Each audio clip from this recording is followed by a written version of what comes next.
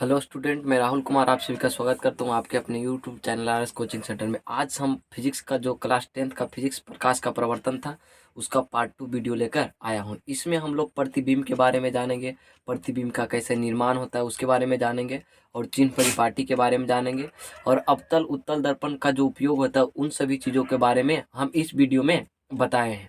तो इस वीडियो को अंत तक देखें और अपने दोस्तों को शेयर करें ताकि इस वीडियो के माध्यम से जो भी लाइट में प्रॉब्लम होता है, लाइट समस्या जो भी चैप्टर है उसमें जितने भी समस्या है सबका समाधान इस वीडियो में है। और इस वीडियो में अगर मतलब कि इसका नोट्स चाहते हैं तो नीचे दिए गए डिस्क्रिप्शन में जो लिंक है मतलब कि नंबर है उस पर हाई करें, हम इसका जो नोट्स होता है उसको हम सेंड कर देंगे। तो चलिए चलते हैं, हम लोग वीडियो को स्टार्ट करते हैं बिना समय गंवाते हुए। तो वीडियो को अंत तक देखना बिल्कुल भी ना भूलें और वीडियो को ज़्यादा से ज़्यादा शेयर करें। और हाँ, कमेंट में ये ज़रूर बताएं कि आपको ये वीडियो जो है वो कैसा लगा और किस तरह से आपके लिए ज़रूरत है। अगर आप मुझे कमेंट करके बताते हैं तो हमें ये पता होता है कि हम वीडियो किस तरह से बना रहे हैं। अगर मुझसे कुछ भी गलती होता है तो वो भी कमेंट में बताएं कि आप इस जगह पे गलती किए, तो हम उसको सुधारने की कोशिश करेंगे। तो चलिए चलते हैं वीडियो की ओर।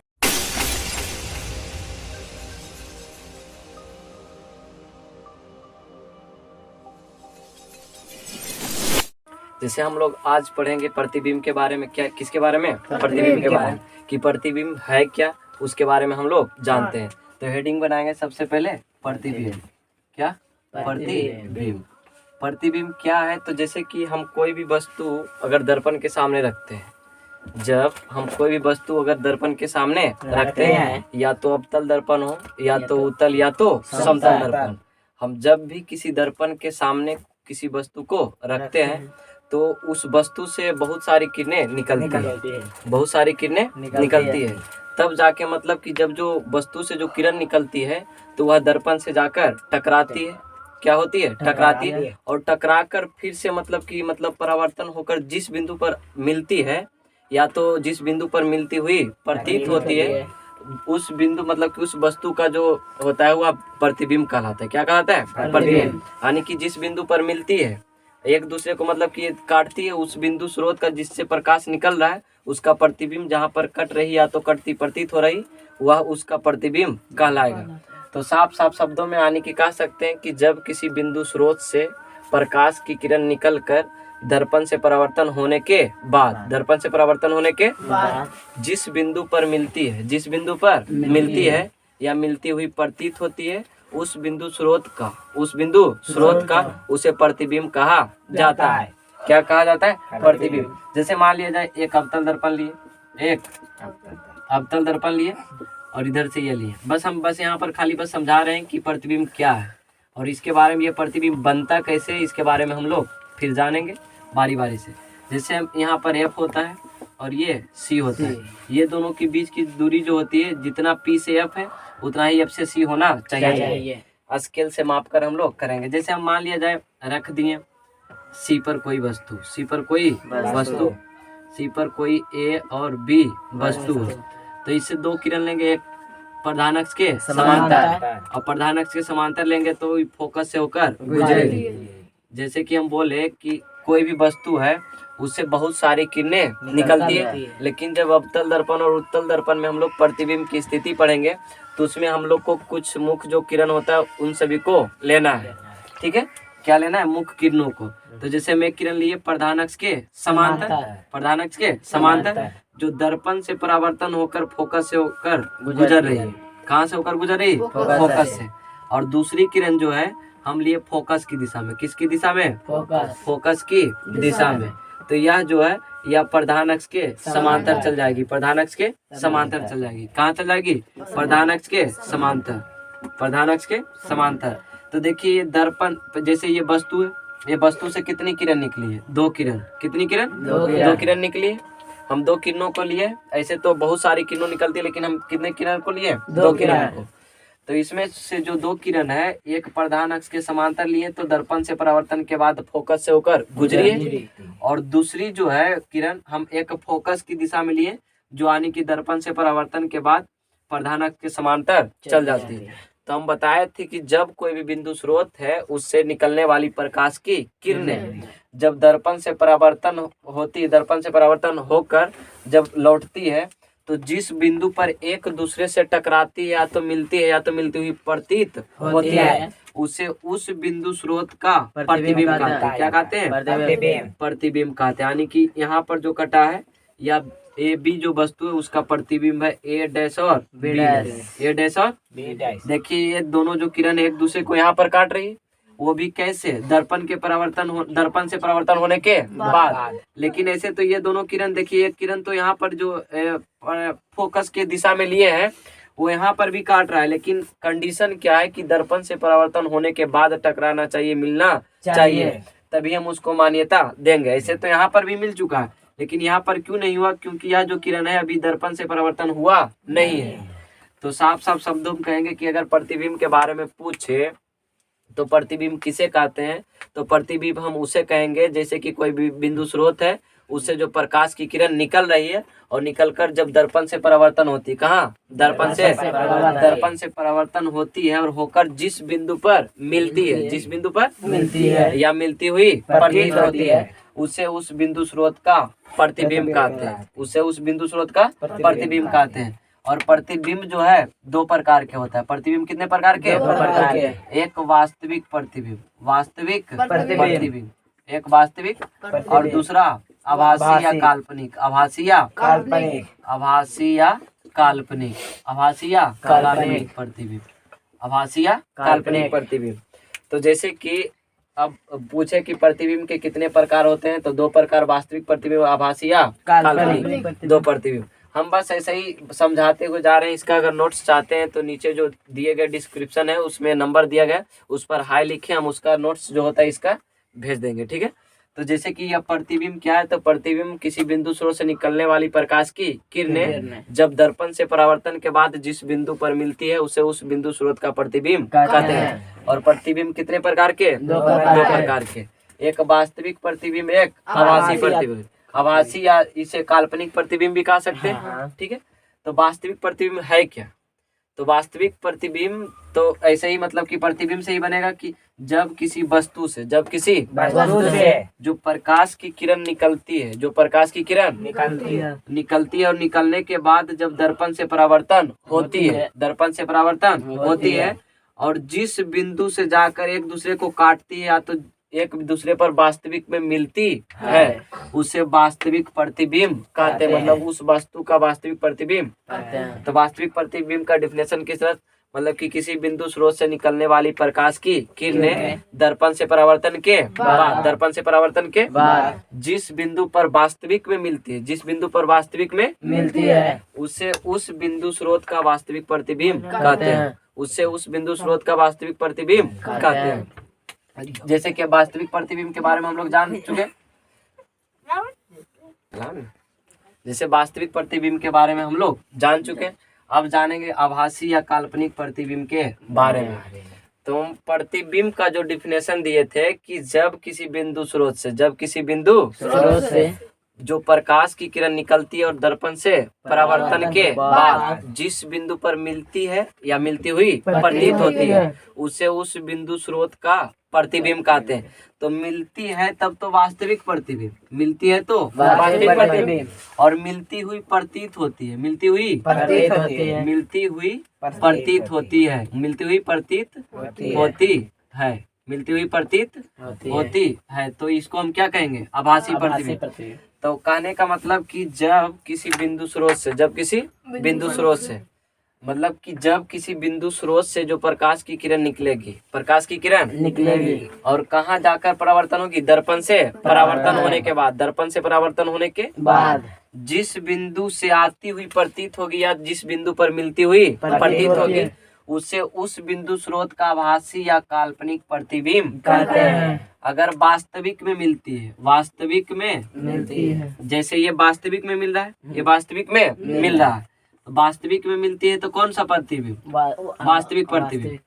अगर वास्तविक में मिलती है तो वास्तविक प्रतिबिंब, और मिलती हुई प्रतीत होती है या तो आती हुई प्रतीत होती है तो कौन सा प्रतिबिंब? आभासी या काल्पनिक। मतलब जो काम वास्तव में हो रहा है वह वास्तविक होगा और जो मतलब कि बस आभासी मतलब कल्पना किया जा रहा है, जैसे कि कल्पना यानी कि ऐसा हो सकता है, ऐसा हो सकता है। उसी तरह से आभासी भी है कि मतलब कि मिलती हुई प्रतीत हो रही या तो आती हुई प्रतीत हो लग रहा है कि मतलब पीछे से कोई किरण आ रहा है, उसी तरह से। तो वास्तविक प्रतिबिंब आभासी प्रतिबिंब के बारे में हम लोग जान चुके। अब जानेंगे कि वास्तविक प्रतिबिंब जो है वो कैसा बनता है। वास्तविक प्रतिबिंब कैसा बनता है? तो वास्तविक प्रतिबिंब जो होता है वस्तु की अपेक्षा हमेशा उल्टा बनता है। कैसा बनता है? उल्टा। जैसे देखिए यहाँ पर ये जो प्रतिबिंब की प्रकृति है या वास्तविक प्रतिबिंब है। कैसी प्रतिबिंब है? क्योंकि हम वास्तविक प्रतिबिंब में बताए थे कि यह वास्तविक में मिलती हुई प्रतीत होगी। तो ये देखिए दोनों किरण जो है, ये दोनों किरण आपस में जाकर मतलब कि यहाँ पर टकरा रही यानी कि मिल रही है ना, और वास्तव में क्या हो रही है? मिल रही है। तो इसको हम कौन सा प्रतिबिंब कहेंगे? वास्तविक प्रतिबिंब। तो वास्तविक प्रतिबिंब देखिए इसमें ए जो है हेड है और बी क्या है? टेल है। तो हेड जो है ऊपर में और टेल कहाँ है? नीचे में। और जो प्रतिबिंब का हेड है वह कहाँ है? नीचे में। वस्तु का हेड ऊपर है और जबकि प्रतिबिंब का हेड कहाँ है? नीचे। और वस्तु का जो टेल है वह नीचे है और जबकि प्रतिबिंब का टेल कहाँ है? ऊपर है। कहाँ है? ऊपर। तो हम कह सकते हैं जो वास्तविक प्रतिबिंब होता है उसका जो प्रकृति होता है वह वास्तविक प्रतिबिंब जो होता है उसका प्रकृति उल्टा होता है। कैसा होता है? उल्टा। उल्टा। कैसा होता है? उल्टा। कैसा होता है? उल्टा। यानी कि वास्तविक प्रतिबिंब जो होता है हमेशा बनेगा वस्तु की अपेक्षा उल्टा। कैसा बनेगा? उल्टा। उल्टा। ठीक है। और उसके बाद आभासी वास्तविक प्रतिबिंब जो है इसको हम किसी भी पर्दे पर प्राप्त कर सकते हैं। आभासी वास्तविक प्रतिबिंब को हम किसी भी पर्दे पर प्राप्त कर सकते हैं। पर्दे पर प्राप्त कर सकते हैं। प्राप्त कर सकते हैं। अगर कोई पूछे कि वह कौन सा प्रतिबिंब है जिसको हम पर्दे पर भी प्राप्त कर सकते हैं तो वह कौन सा प्रतिबिंब है? वास्तविक प्रतिबिंब।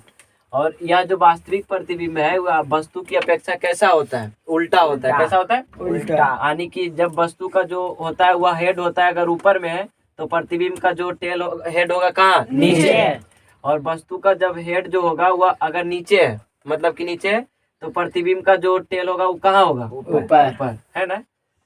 अब जैसे कि अब वास्तविक प्रतिबिंब के बारे में हम लोग जान चुके हैं कि वास्तविक प्रतिबिंब जो है वह हमेशा उल्टा होता है वस्तु की अपेक्षा और हम इसे पर्दे पर भी प्राप्त कर सकते हैं।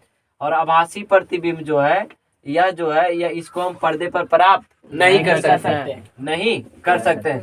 और आभासी प्रतिबिंब जो है यह हमेशा वस्तु की अपेक्षा सीधा होता है। कैसा होता है? सीधा होता है। कैसा होता है? सीधा होता है। कैसा होता है? सीधा। और इसे हम पर्दे पर प्राप्त नहीं कर सकते। पर्दे पर प्राप्त नहीं कर सकते हैं। पर्दे पर प्राप्त नहीं कर सकते हैं। पर्दे पर प्राप्त नहीं कर सकते हैं। अगर पूछे कि वह कौन सा प्रतिबिंब है जिसे हम पर्दे पर प्राप्त नहीं कर सकते हैं तो वह कौन सा प्रतिबिंब है? आभासी प्रतिबिंब। कौन सा प्रतिबिंब? आभासी। यानी आभासी या काल्पनिक दोनों एक ही होता है। हम कभी आभासी या कभी काल्पनिक कहे तो उससे कोई दिक्कत होना नहीं चाहिए। तो वास्तविक प्रतिबिंब जो है वस्तु की अपेक्षा उल्टा और जबकि आभासी प्रतिबिंब वस्तु की अपेक्षा सीधा। और वास्तविक प्रतिबिंब को हम पर्दे पर प्राप्त कर सकते हैं जबकि आभासी प्रतिबिंब को हम पर्दे पर प्राप्त नहीं कर सकते हैं। ठीक है। और इसको जो है आभासी प्रतिबिंब को हम सब टूटी रेखा से दर्शाते हैं। किससे? टूटी रेखा से। टूटी रेखा से। आभासी प्रतिबिंब को किससे दर्शाते हैं? टूटी रेखा से।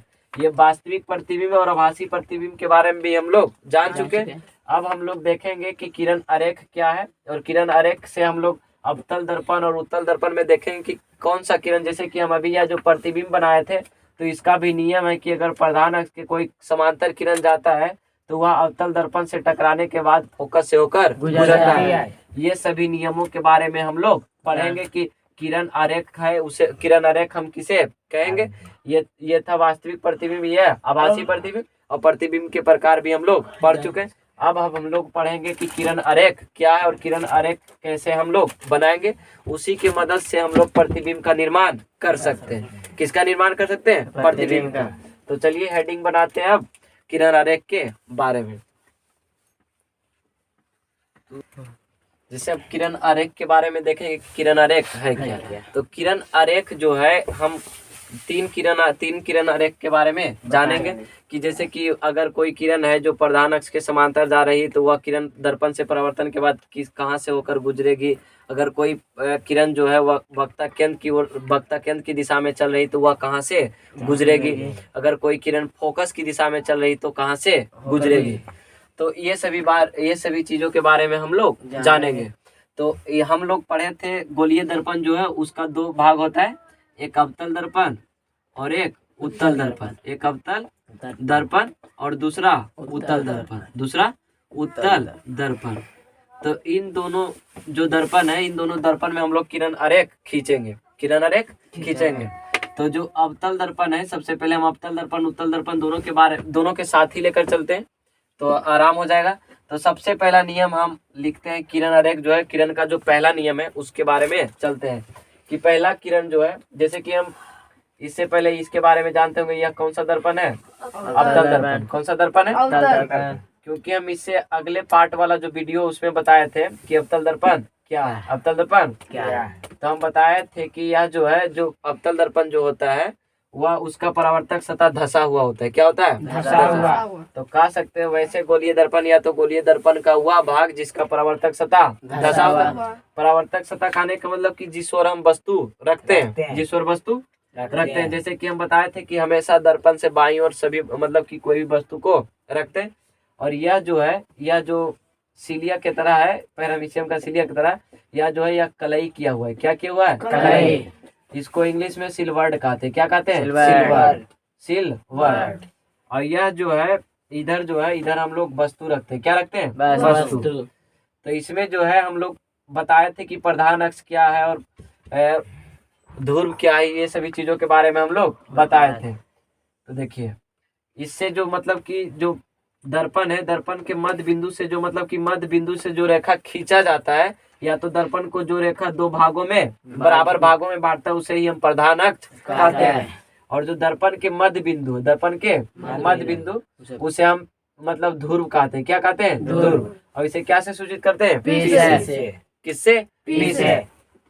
और पी से जो दूरी होता है यानी कि फोकस जिसको कहते हैं, वह पी से जितना दूरी होता है एफ का, उतना ही एफ से सी का होता है। एफ से सी का होता है। यह कौन सा दर्पण है? अवतल दर्पण। और ये क्या है? ध्रुव। क्या है? ध्रुव। और ये क्या है? फोकस। क्या है? फोकस। और ये क्या है? वक्ता केंद्र। क्या है? वक्ता केंद्र। तो हम पहला जो यह तो अवतल दर्पण है, और ये सभी चीजों के बारे में हम जो परिचय वो दे चुके थे कि वक्ता केंद्र किसे कहते हैं, फोकस किसे कहते हैं, और उसके बाद प्रधान अक्ष किसे कहते हैं, ध्रुव किसे कहते हैं। हम इससे अगले वीडियो में बता चुके थे। अगर जो भी नहीं देखे हैं वो जाकर कृपया उस वीडियो को भी देखें, तभी यह वीडियो आपके काम में आएगा। तो चलिए, जैसे कि अब हम पहला किरण के नियम से चल रहे हैं। पहला किरण के नियम से पहला किरण लेंगे कि हम कोई भी किरण जो है प्रधान अक्ष के समांतर चलती है ना। लिखेंगे किरण मतलब कि जो किरण होगी वह प्रधान अक्ष के समांतर चल रही, प्रधान अक्ष के समांतर आती हुई किरणें, समांतर आती किरणें। ठीक है, मतलब कह रहा है कि कोई भी किरण जो है प्रधान अक्ष के समांतर आ रही है। कैसी आ रही है? समांतर, प्रधान अक्ष के समांतर। तो यह जो है प्रधान अक्ष है और इसका समांतर यानी कि नीचे भी हो सकता है, ऊपर भी हो सकता है। वो कैसी आ रही? तो प्रधान अक्ष के समांतर, प्रधान अक्ष के समांतर।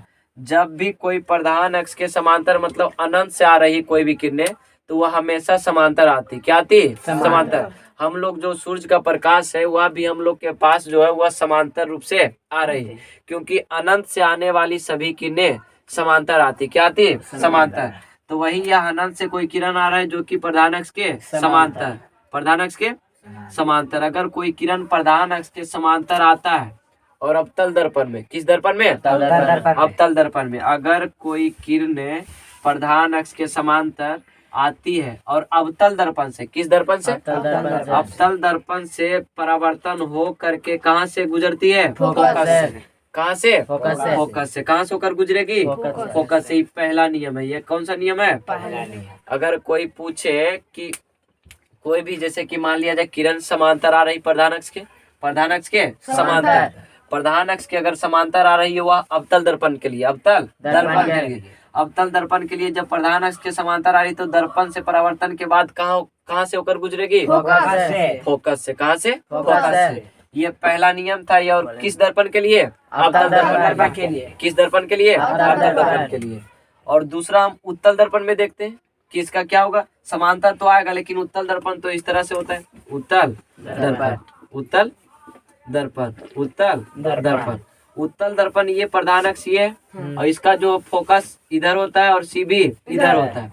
तो प्रधान अक्ष के अगर समांतर आएगा इस तरह से आएगा ना, तो इधर से भी आ रहा है तो प्रधान अक्ष के समांतर तो आएगा। यह किरण इधर मुड़ जाएगा, इधर मुड़ जाएगा, ये भी इधर मुड़ जाएगा। लेकिन हम लोग को लगेगा कि यह जो किरण है कहाँ से आ रही है? फोकस से आ रही है। कहाँ से आ रही है? फोकस से। कहाँ से आ रही है? फोकस से। फोकस से। कहाँ से आ रही? फोकस से। तो देखिए अवतल उत्तल दर्पण में दोनों यही अंतर है कि अवतल दर्पण के अगर समांतर अवतल दर्पण में जो है प्रधान अक्ष के समांतर कोई किरण आ रही है और दर्पण से परावर्तन के बाद वह फोकस से होकर गुजरेगी। जबकि उत्तल दर्पण में अगर प्रधान अक्ष के समांतर कोई किरण चल रही या तो आ रही है तो दर्पण से परावर्तन के बाद हमें फोकस से आती हुई प्रतीत होती है ना। तो इसमें क्या हो गया?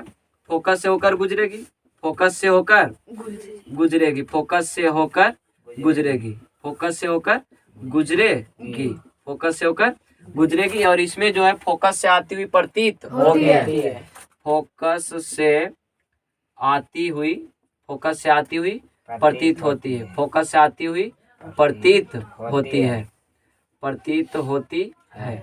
देखिए ध्यान से देखेंगे कि जब अवतल दर्पण या अवतल दर्पण में क्या होता है कि अगर प्रधान अक्ष के समांतर कोई किरण आ रही है तो वह दर्पण से परावर्तन के बाद फोकस से होकर गुजरेगी, फोकस से होकर गुजरेगी। जबकि उत्तल दर्पण में, जबकि उत्तल दर्पण में अगर प्रधान अक्ष के समांतर कोई किरण आ रही, प्रधान अक्ष की कोई समांतर किरण आ रही है तो हमें जो है फोकस से आती हुई, दर्पण से परावर्तन के बाद हमें फोकस से आती हुई प्रतीत होती है। फोकस से आती हुई प्रतीत होती है। ये किरण आरेख का पहला नियम था। पहला नियम क्या है कि अगर प्रधान अक्ष के समांतर कोई किरण आती है तो वह अवतल दर्पण में दर्पण से परावर्तन के बाद फोकस से होकर गुजरेगी। जबकि उत्तल दर्पण में फोकस से आती हुई प्रतीत होती है। फोकस से आती हुई प्रतीत होती है। यह जो है किरण आरेख का पहला नियम है। अब दूसरा नियम की ओर चलते हैं कि यह तो प्रधान अक्ष के समांतर है। दूसरा नियम क्या करेंगे? जिसे पहला किरण आरेख नियम पढ़ चुके थे कि प्रधान अक्ष के जब समांतर कोई किरण आती है तो अवतल दर्पण में दर्पण से परावर्तन के बाद फोकस से होकर गुजरती है। और जबकि उत्तल दर्पण में दर्पण से परावर्तन के बाद फोकस से आती हुई प्रतीत होती है। अब दूसरा किरण आरेख नियम है, हम उसी को उल्टा कर देंगे। क्या करेंगे? उल्टा कर देंगे। उल्टा क्या करेंगे कि होगा ये फोकस की दिशा में, फोकस के दिशा में, फोकस के दिशा में आपतित किरण, फोकस की दिशा में आपतित किरण, आपतित किरण, या तो फोकस की दिशा में किरण लिख देंगे, फोकस की दिशा में किरण। जब जैसे कि मान लिया जाए पहले पढ़े थे कि समांतर चल रही थी, अब चलेगी कहाँ? फोकस की दिशा में। किसकी दिशा में? फोकस की दिशा में। तो पहले हम अवतल दर्पण लेते हैं। क्या लेते हैं? अवतल दर्पण। तो अवतल दर्पण का जो होता है यानी कि परावर्तक सतह क्या होता है? धसा हुआ। क्या होता है? धसा हुआ। धसा हुआ। इसमें जो मतलब दर्पण के जो मध्य बिंदु होता है उसे क्या कहते हैं? ध्रुव। क्या कहते हैं? ध्रुव। और जो ध्रुव से जो होकर गुजरती है उसे हम क्या कहते हैं? प्रधान अक्ष। क्या? प्रधान अक्ष। और यह जो है यह एफ है और यह क्या है? सी। या एफ है और सी, यानी एफ कहे तो फोकस और सी कहे तो वक्ता केंद्र, सी कहे तो वक्ता केंद्र। अब इधर हम पढ़ते हैं उत्तल दर्पण। क्या पढ़ते हैं? उत्तल दर्पण। इसका जो है परावर्तक सतह क्या होता है? उभरा हुआ, यानी उठल जिसको कहते हैं। क्या? उठल। ठीक है, एकदम ठीक है। ये दर्पण के मध्य बिंदु को क्या कहते हैं? पी, यानी कि ध्रुव। क्या कहते हैं? ध्रुव। और उत्तल दर्पण में जो होता है एफ इधर होता है और सी भी इधर, यानी कि दर्पण के जो दाईं ओर होता है, उत्तल दर्पण में दर्पण के दाईं ओर सब चीज होता है, फोकस भी और वक्ता केंद्र भी। और अवतल दर्पण में जो होता है दर्पण के बाईं ओर, कहाँ होता है? बाईं ओर, फोकस भी और वक्ता केंद्र भी।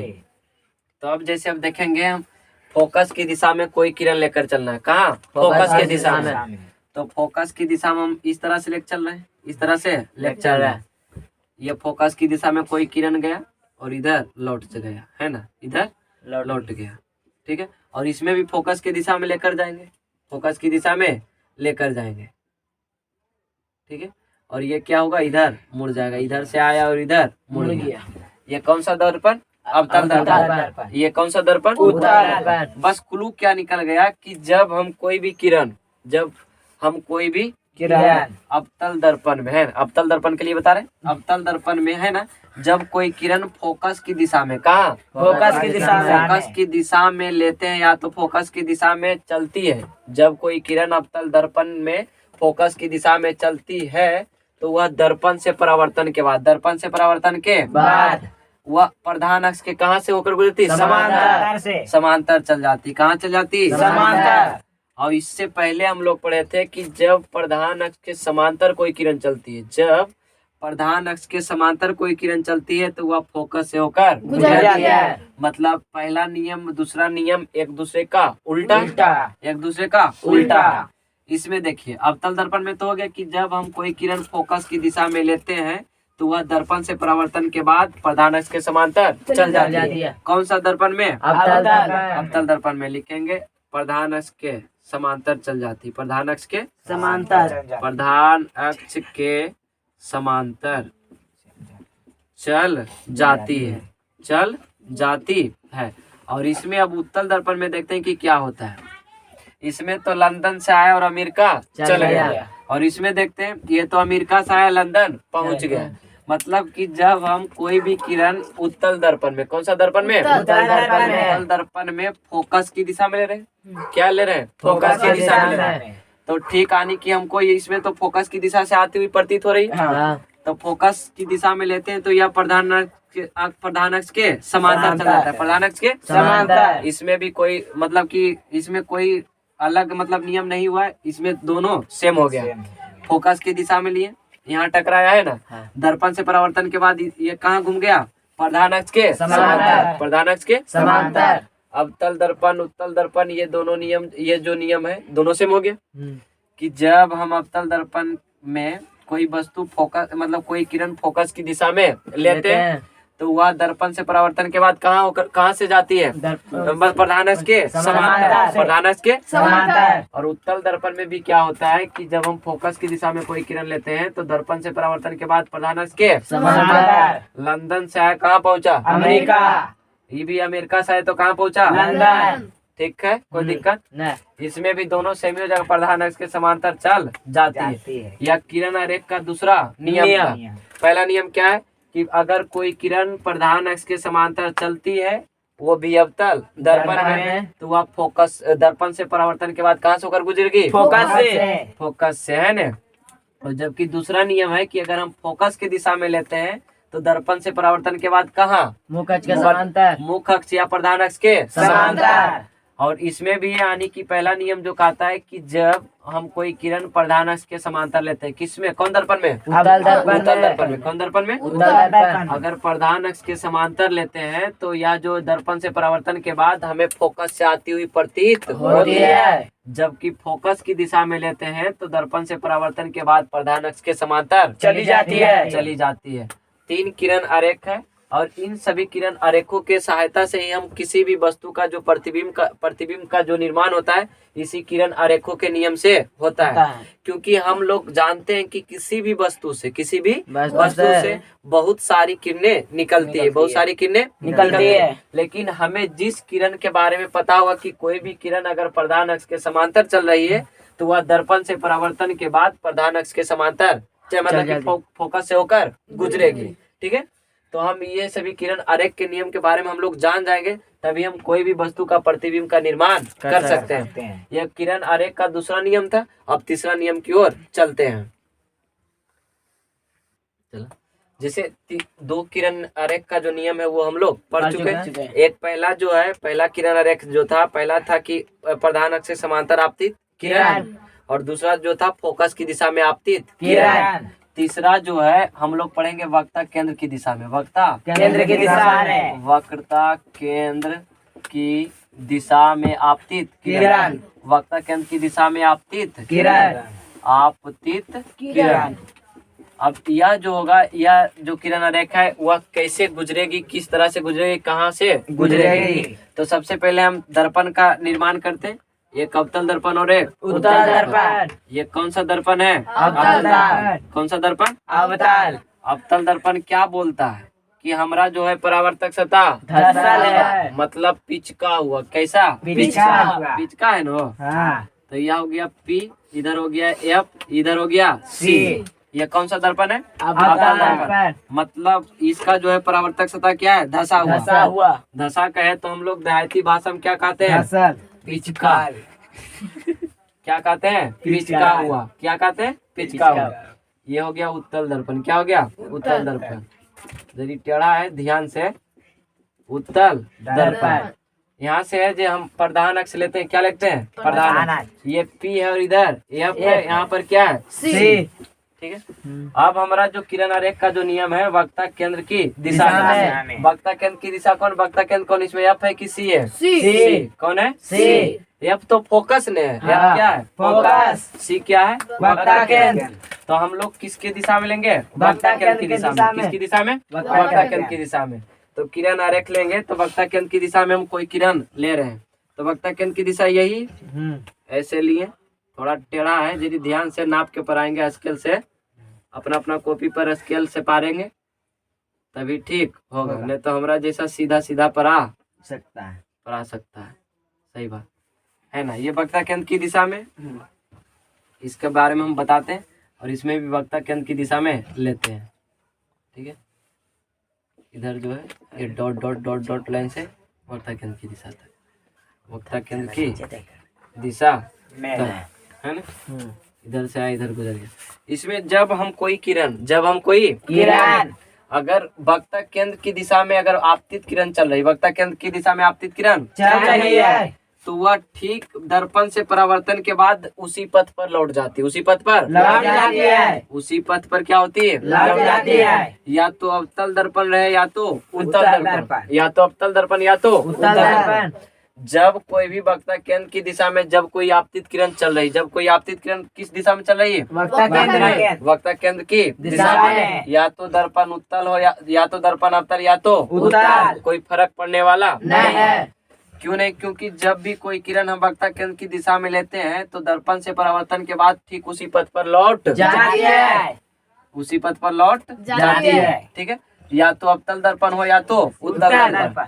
यह जो था, यह किरण आरेख का 3 नियम था। पहला नियम था कि फोकस अगर हम प्रधान अक्ष के समांतर लेते हैं, कैसे लेते हैं? अगर प्रधान अक्ष के समांतर लेते हैं तो यह फोकस से होकर गुजरती है। हाँ। प्रधान अक्ष के समांतर लेते हैं तो फोकस से होगा। अगर हम इसी किरण को उलट दें, अगर हम फोकस की दिशा में ले रहे हैं, किसकी दिशा में? फोकस की दिशा में, तो यह प्रधान अक्ष के समांतर आएगी। तो यही तीनों नियम था ना, कि पहला कि प्रधान अक्ष के समांतर तो फोकस की दिशा में, और मतलब फोकस से होकर गुजरेगी। और जब दूसरा नियम जो था कि हम अगर फोकस की दिशा में लेते हैं तो प्रधान अक्ष के समांतर।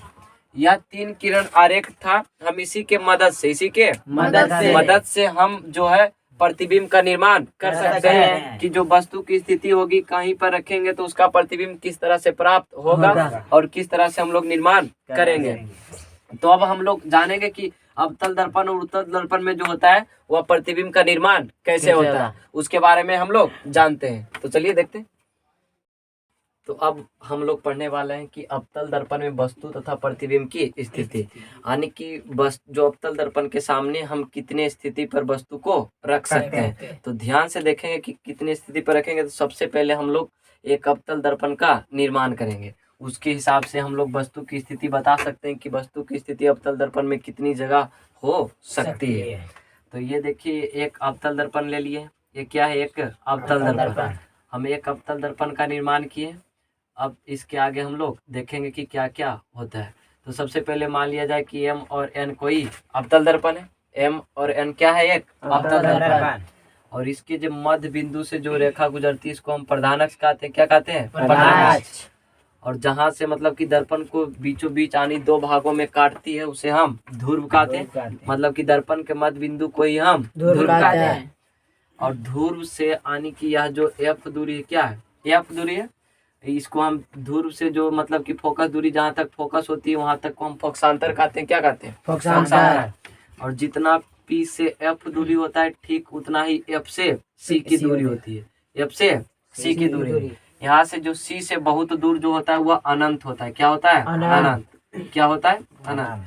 ध्यान से देखेंगे, यह एक अवतल दर्पण है। क्या है? अवतल दर्पण। तो अवतल दर्पण जो है, यह अवतल दर्पण के मध्य बिंदु यह क्या है? ध्रुव। क्या है? ध्रुव। और ध्रुव से जो फोकस है, यानी कि जहां तक की दूरी, फोकस तक की जो दूरी होती है वह फोकस दूरी कहलाती है, यानी कि फोकसांतर। और ध्रुव से जितना दूरी फोकस है और ठीक उतना ही दूरी क्या है? वक्ता केंद्र है। और वक्ता केंद्र से जो भी मतलब कि बहुत दूर है वह अनंत है। तो हम लोग पढ़ने वाले हैं कि अवतल दर्पण में वस्तु तथा प्रतिबिंब की स्थिति, कि अवतल दर्पण के हम सामने कितने स्थिति पर वस्तु को रख सकते हैं। तो सबसे पहला जो पहला स्थिति है, हम पहला स्थिति अनंत पर रख सकते हैं कोई भी वस्तु। कहाँ पर? अनंत पर। अवतल दर्पण के सामने जो पहली स्थिति होगी वह अनंत पर होगी वस्तु की। कहाँ होगी? अनंत पर। दूसरा स्थिति अनंत और वक्ता केंद्र के बीच। दूसरी स्थिति कहाँ? अनंत और वक्ता केंद्र के बीच। यह कौन सी स्थिति है? दूसरी।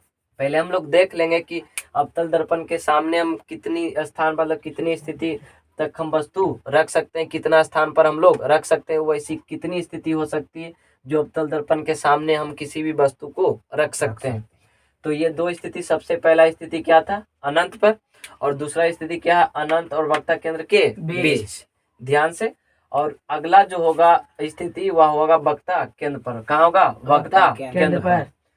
तो पहली स्थिति अनंत पर, दूसरा अनंत और वक्ता केंद्र के बीच, और तीसरी स्थिति जो है खुद वक्ता केंद्र पर। कहाँ है? वक्ता केंद्र पर। पहले स्थिति के बारे में जानते हैं, उसके बाद हम कहाँ कहाँ वस्तु रखेंगे, उसका प्रतिबिंब कैसे निर्माण होगा, वो सभी हम बारी बारी से बताएंगे कि अनंत पर रखने पर उसका प्रतिबिंब कहाँ बनेगा, कैसा बनेगा, वस्तु से बड़ा बनेगा या छोटा बनेगा। और दूसरा स्थिति जो है अनंत और वक्ता केंद्र के बीच। तीसरा स्थिति वक्ता केंद्र पर है, वक्ता केंद्र पर। चौथा जो स्थिति होने वाला है वह वक्ता केंद्र और फोकस के बीच। चौथा स्थिति क्या? वक्ता केंद्र और फोकस के बीच। चौथा जो स्थिति वक्ता केंद्र और फोकस के बीच। और पांचवा स्थिति होने वाला क्या? फोकस पर। कहाँ पर? फोकस पर। कहाँ होगा? फोकस पर। ठीक है, कहाँ पर हो जाएगा? फोकस पर। जो पांचवा स्थिति होगा कहाँ पर होगा? फोकस पर। कहाँ पर होगा? फोकस पर। और जो अगला स्थिति होगा जो वह क्या होगा? ध्रुव और फोकस के बीच। ध्रुव और फोकस के बीच। जैसे कि इसको ध्रुव भी कह सकते हैं, दर्पण और फोकस के बीच भी कह सकते हैं। तो जनरली हम लोग को 10th क्लास में 5-6 ही स्थिति दिया जाता है। कितना स्थिति? 6 स्थिति।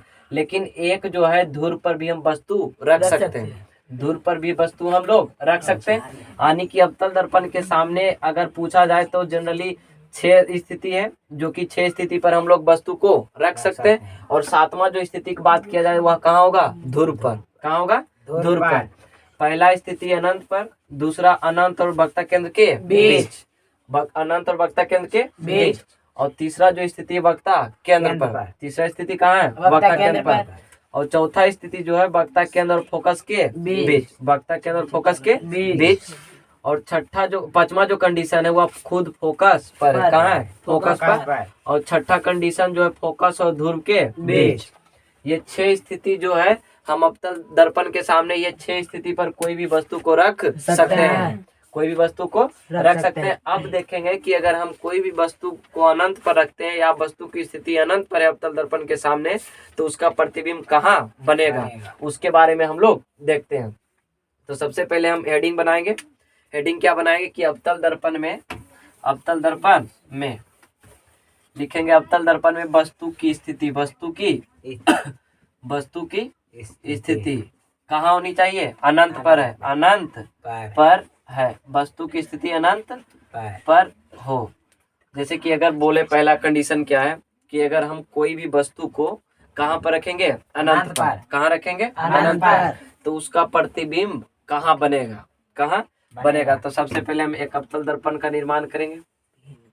अवतल दर्पण का निर्माण करेंगे। अवतल दर्पण का निर्माण करेंगे। जैसे ये अवतल दर्पण M और N है। M और N है ना। और इसके बीच से ये प्रधान अक्ष है। प्रधान अक्ष ये P है और यहाँ पर F है और ये C है। मतलब बार बार हम बता रहे हैं कि यह जो है यह दूरी स्केल से नाप कर करेंगे। जितना दूरी P से F होगी, अगर यहाँ से यहाँ तक की दूरी 2 मीटर है तो यहाँ से यहाँ तक की भी दूरी 2 मीटर होगी। कितनी मीटर? 2 मीटर। तो ये ध्यान से नाप कर ही बनाएंगे स्केल से, ऐसे नहीं बना सकते। हम एक अंदाज से ले लिए आपको सिखाने के लिए, लेकिन ये भी तो बता रहे हैं कि हम लोग स्केल से नाप कर ही लेंगे, ऐसे ही एक अंदाज से नहीं लेंगे। ठीक है, अब देखिए हम अनंत पर रखेंगे। कहाँ पर रखेंगे? वस्तु। जैसे बोला अवतल दर्पण में वस्तु की स्थिति कहाँ पर हो? अनंत पर हो। तो उसका प्रतिबिंब कहाँ पे बनेगा? तो ये तो वक्ता केंद्र है और ये फोकस है। तो अनंत कहाँ होता है? दूर में होता है। हाँ। तो दूर में कोई वस्तु है रखा है तो पता नहीं कि कहाँ से आ रहा है। तो दूर से जो भी वस्तु, उससे जो किरण निकलेगी वो प्रधान अक्ष के समांतर आएगी। कहाँ आएगी? प्रधान अक्ष के समांतर। और प्रधान अक्ष के समांतर आने की जो भी किरण आएगी, जैसे कि दूर अनंत में रखा कोई वस्तु है, अनंत में कोई वस्तु रखा है और उससे जो भी किरण निकलेगी वह सीधे प्रधान अक्ष के समांतर आएगी। प्रधान अक्ष के समांतर। जैसे हम 2 किरण ले लिए, इस तरह से लिए, ये प्रधान अक्ष के क्या है? समांतर है। ये दोनों किरणें आ रही है। तो हम लोग किरण आरेख के नियम, किरण आरेख में बताए थे कि जब भी कोई अवतल दर्पण के सामने, मतलब कि कोई भी, या तो अवतल दर्पण की ओर कोई भी प्रधान अक्ष से समांतर कोई भी किरण आ रही है, प्रधान अक्ष के समांतर कोई किरण आ रही है, तो अवतल दर्पण से परावर्तन के बाद, अवतल दर्पण से परावर्तन के बाद फोकस से होकर गुजरती। कहाँ से होकर गुजरती है? फोकस से। यानी कि यहाँ पर जाके गुजरती होगी, यहाँ से है ना, या F है, यहाँ से होकर गुजरती होगी। ये भी आ रही है अनंत से, यानी कि प्रधान अक्ष से समांतर। तो ये कहाँ जाकर मिलेगी? फोकस से। कहाँ से? फोकस से होकर गुजरेगा, यानी कि फोकस पर जाकर मिल जाएगी। फोकस पर जाकर मिल जाएगी। तो हम बताए थे कि जब प्रतिबिंब का डिफिनेशन दिए थे कि जब कोई भी बिंदु स्रोत से जो प्रकाश की किरण निकलती है और दर्पण से परावर्तन के बाद जिस बिंदु पर मिलती है या मिलती हुई प्रतीत होती है, उसे उस बिंदु स्रोत का प्रतिबिंब कहते हैं। अगर वास्तविक में मिलता है तो वास्तविक प्रतिबिंब, और अगर आती हुई प्रतीत या मिलती हुई प्रतीत होता है तो आभासी प्रतिबिंब। तो ये देखिए, वास्तविक में मिल रहा है या तो मिलती हुई प्रतीत हो रही है। तो वास्तविक में मिल रहा है, क्या मिल रहा है? वास्तविक में मिल रहा है। कैसा मिल रहा है? वास्तविक में। तो हम सबसे पहले रखेंगे या जो यहाँ पर एक दूसरे को काटा है, एक दूसरे को, ये दोनों किरण दर्पण से परावर्तन के बाद काटा है ना। तो जब इसका जो अनंत में कोई वस्तु रखा है उसका प्रतिबिंब कहाँ पर बना है? फोकस पर। कहाँ पर बना है? फोकस पर। और इसका जो प्रकृति होगा दर्पण का, मतलब कि प्रतिबिंब का, वो वस्तु की अपेक्षा उल्टा होगा। वस्तु की अपेक्षा उल्टा होगा। और उल्टा हम 2 तरह से बताए थे। पहला जो था वह पार्श्विक रूप से उल्टा, और एक जो हेड और टेल से।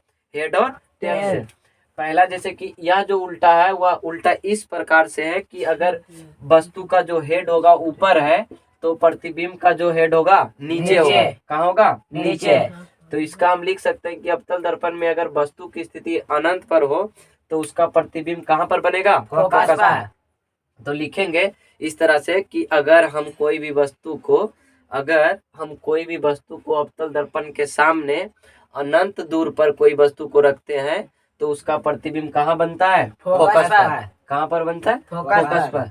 जो कि वस्तु की अपेक्षा उल्टा होता है। कैसा होता है? उल्टा। वो भी कैसा उल्टा? अगर वस्तु की जो हेड होगा ऊपर है तो प्रतिबिंब का हेड नीचे, और टेल अगर वस्तु का नीचे है तो प्रतिबिंब का टेल ऊपर। तो हम कह सकते हैं कि अवतल दर्पण में कोई भी वस्तु को अगर सामने रखते हैं अनंत दूरी पर तो उसका प्रतिबिंब फोकस पर बनता है, जो कि वस्तु की अपेक्षा उल्टा और वास्तविक बनता है। उल्टा और वास्तविक बनता है। और जो कि वस्तु से बहुत छोटा, मतलब सबसे छोटा बनता है। सबसे छोटा बनता है। मतलब कह सकते हैं कि इसको बस हम कल्पना कर सकते हैं कि इस तरह का कोई वस्तु अनंत दूर पर स्थित है। तो ये पहला स्थिति था कि जब वस्तु को हम अनंत पर रखते हैं तो उसका प्रतिबिंब इस तरह से निर्माण होता है। और प्रतिबिंब जो है उसका प्रकृति कैसा होती, मतलब प्रतिबिंब की प्रकृति की बात किया जाए तो वास्तविक और उल्टा, वास्तविक और उल्टा, वास्तविक और क्या? उल्टा। और आकार की बात की जाए, किस चीज की? आकार की। तो यह सबसे छोटा होता है। सबसे छोटा कहने का मतलब यह जो छो स्थिति इसमें है, 6 स्थिति अवतल दर्पण की, जो वस्तु की स्थिति अवतल दर्पण के सामने रखने की जो स्थिति है, छो स्थिति, उसमें से जो भी प्रतिबिंब का आकार प्राप्त होगा उसमें से सबसे छोटा प्रतिबिंब अनंत दूरी पर रखने पर प्राप्त होगा। ये पहला स्थिति था। हम दूसरा स्थिति की ओर चलते हैं। दूसरा स्थिति क्या बोलता है कि अगर अवतल दर्पण जैसे कि अब अनंत पर रखें, अब अगला दूसरा स्थिति क्या होगा, अनंत और वक्ता केंद्र के बीच, अनंत और वक्ता केंद्र के बीच। तो दूसरी स्थिति को हम किस तरह से रखेंगे, देखिए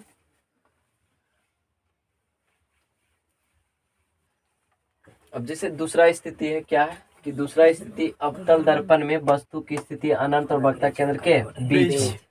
पहला स्थिति क्या था, अनंत पर, क्या था, अनंत पर, और दूसरा जो है अनंत और वक्ता केंद्र के बीच। तो सबसे पहले हम एक दर्पण लेंगे, अवतल दर्पण। क्या लेंगे, अवतल दर्पण। ये एक अवतल दर्पण, ये क्या है, अवतल दर्पण। अवतल दर्पण ऊपर में जो है क्या है, एम है, और इधर क्या है, एन है, एम और एन। और इसके जो बीच से जो रेखा मतलब कि लाइन जो होती है वह प्रधान अक्ष कहलाती है। क्या कहलाती है, प्रधान अक्ष, जो दर्पण को मतलब बराबर दो भागों में बांटती है, बराबर दो भागों में बांटती है।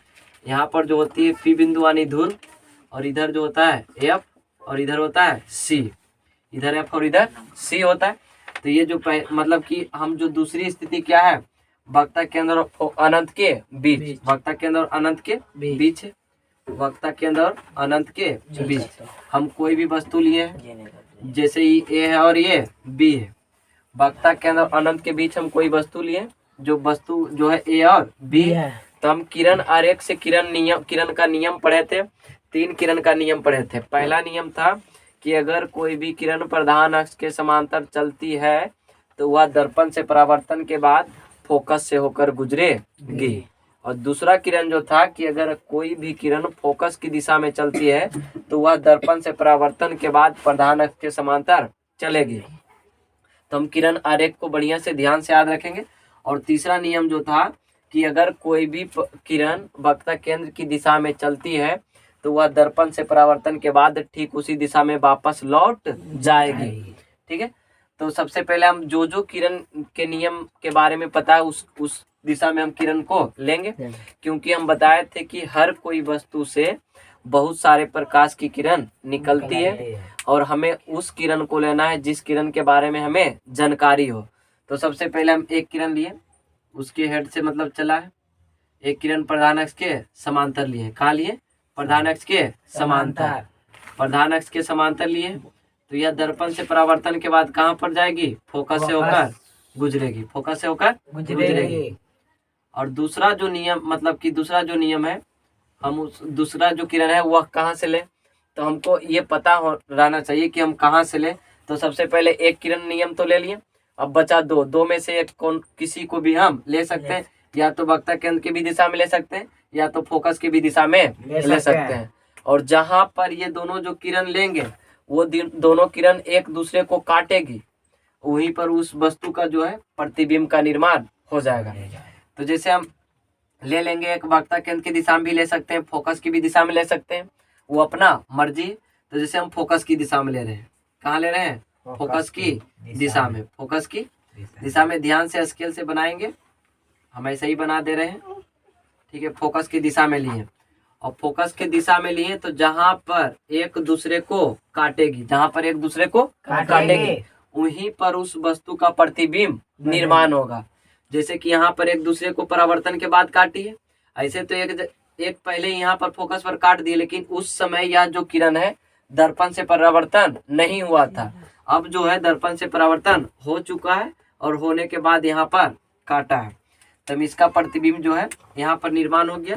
यह जो है इस तरह से है, इस तरह से ये हो गया ए डैश, ये हो गया बी डैश, ये हो गया ए डैश और ये बी डैश। समझ गए ना। तो सबसे पहले हम कहाँ पर रखेंगे, तो अब इसको लिखेंगे इस तरह से कि जब हम कोई भी वस्तु को अवतल दर्पण के सामने वक्रता केंद्र और अनंत के बीच रखते हैं, वक्रता केंद्र और अनंत के बीच रखते हैं, तो उसका प्रतिबिंब वक्ता केंद्र और फोकस के बीच बनता है, वक्ता केंद्र और फोकस के बीच बनता है, जो कि वस्तु से छोटा और उसके बाद उल्टा और वास्तविक बनता है, उल्टा और वास्तविक बनता है। देखिए उल्टा, इसमें जो वस्तु का हेड है ए है और जबकि प्रतिबिंब का हेड ए डैश है, और वस्तु का जो हेड ऊपर है इसमें, लेकिन प्रतिबिंब का हेड कहाँ है, नीचे। तो उल्टा हुआ ना। और जबकि इसका जो प्रतिबिंब होता है वस्तु की अपेक्षा छोटा होता है।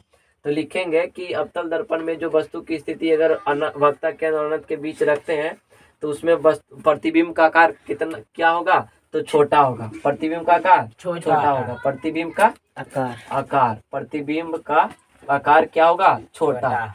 प्रतिबिंब का आकार छोटा हो जाएगा, क्या होगा, छोटा। वस्तु से छोटा होगा, वस्तु से क्या होगा, छोटा। और प्रकृति क्या होगा, प्रकृति क्या होगा, तो वास्तविक और उल्टा, वास्तविक और उल्टा, वास्तविक और उल्टा, वास्तविक और उल्टा।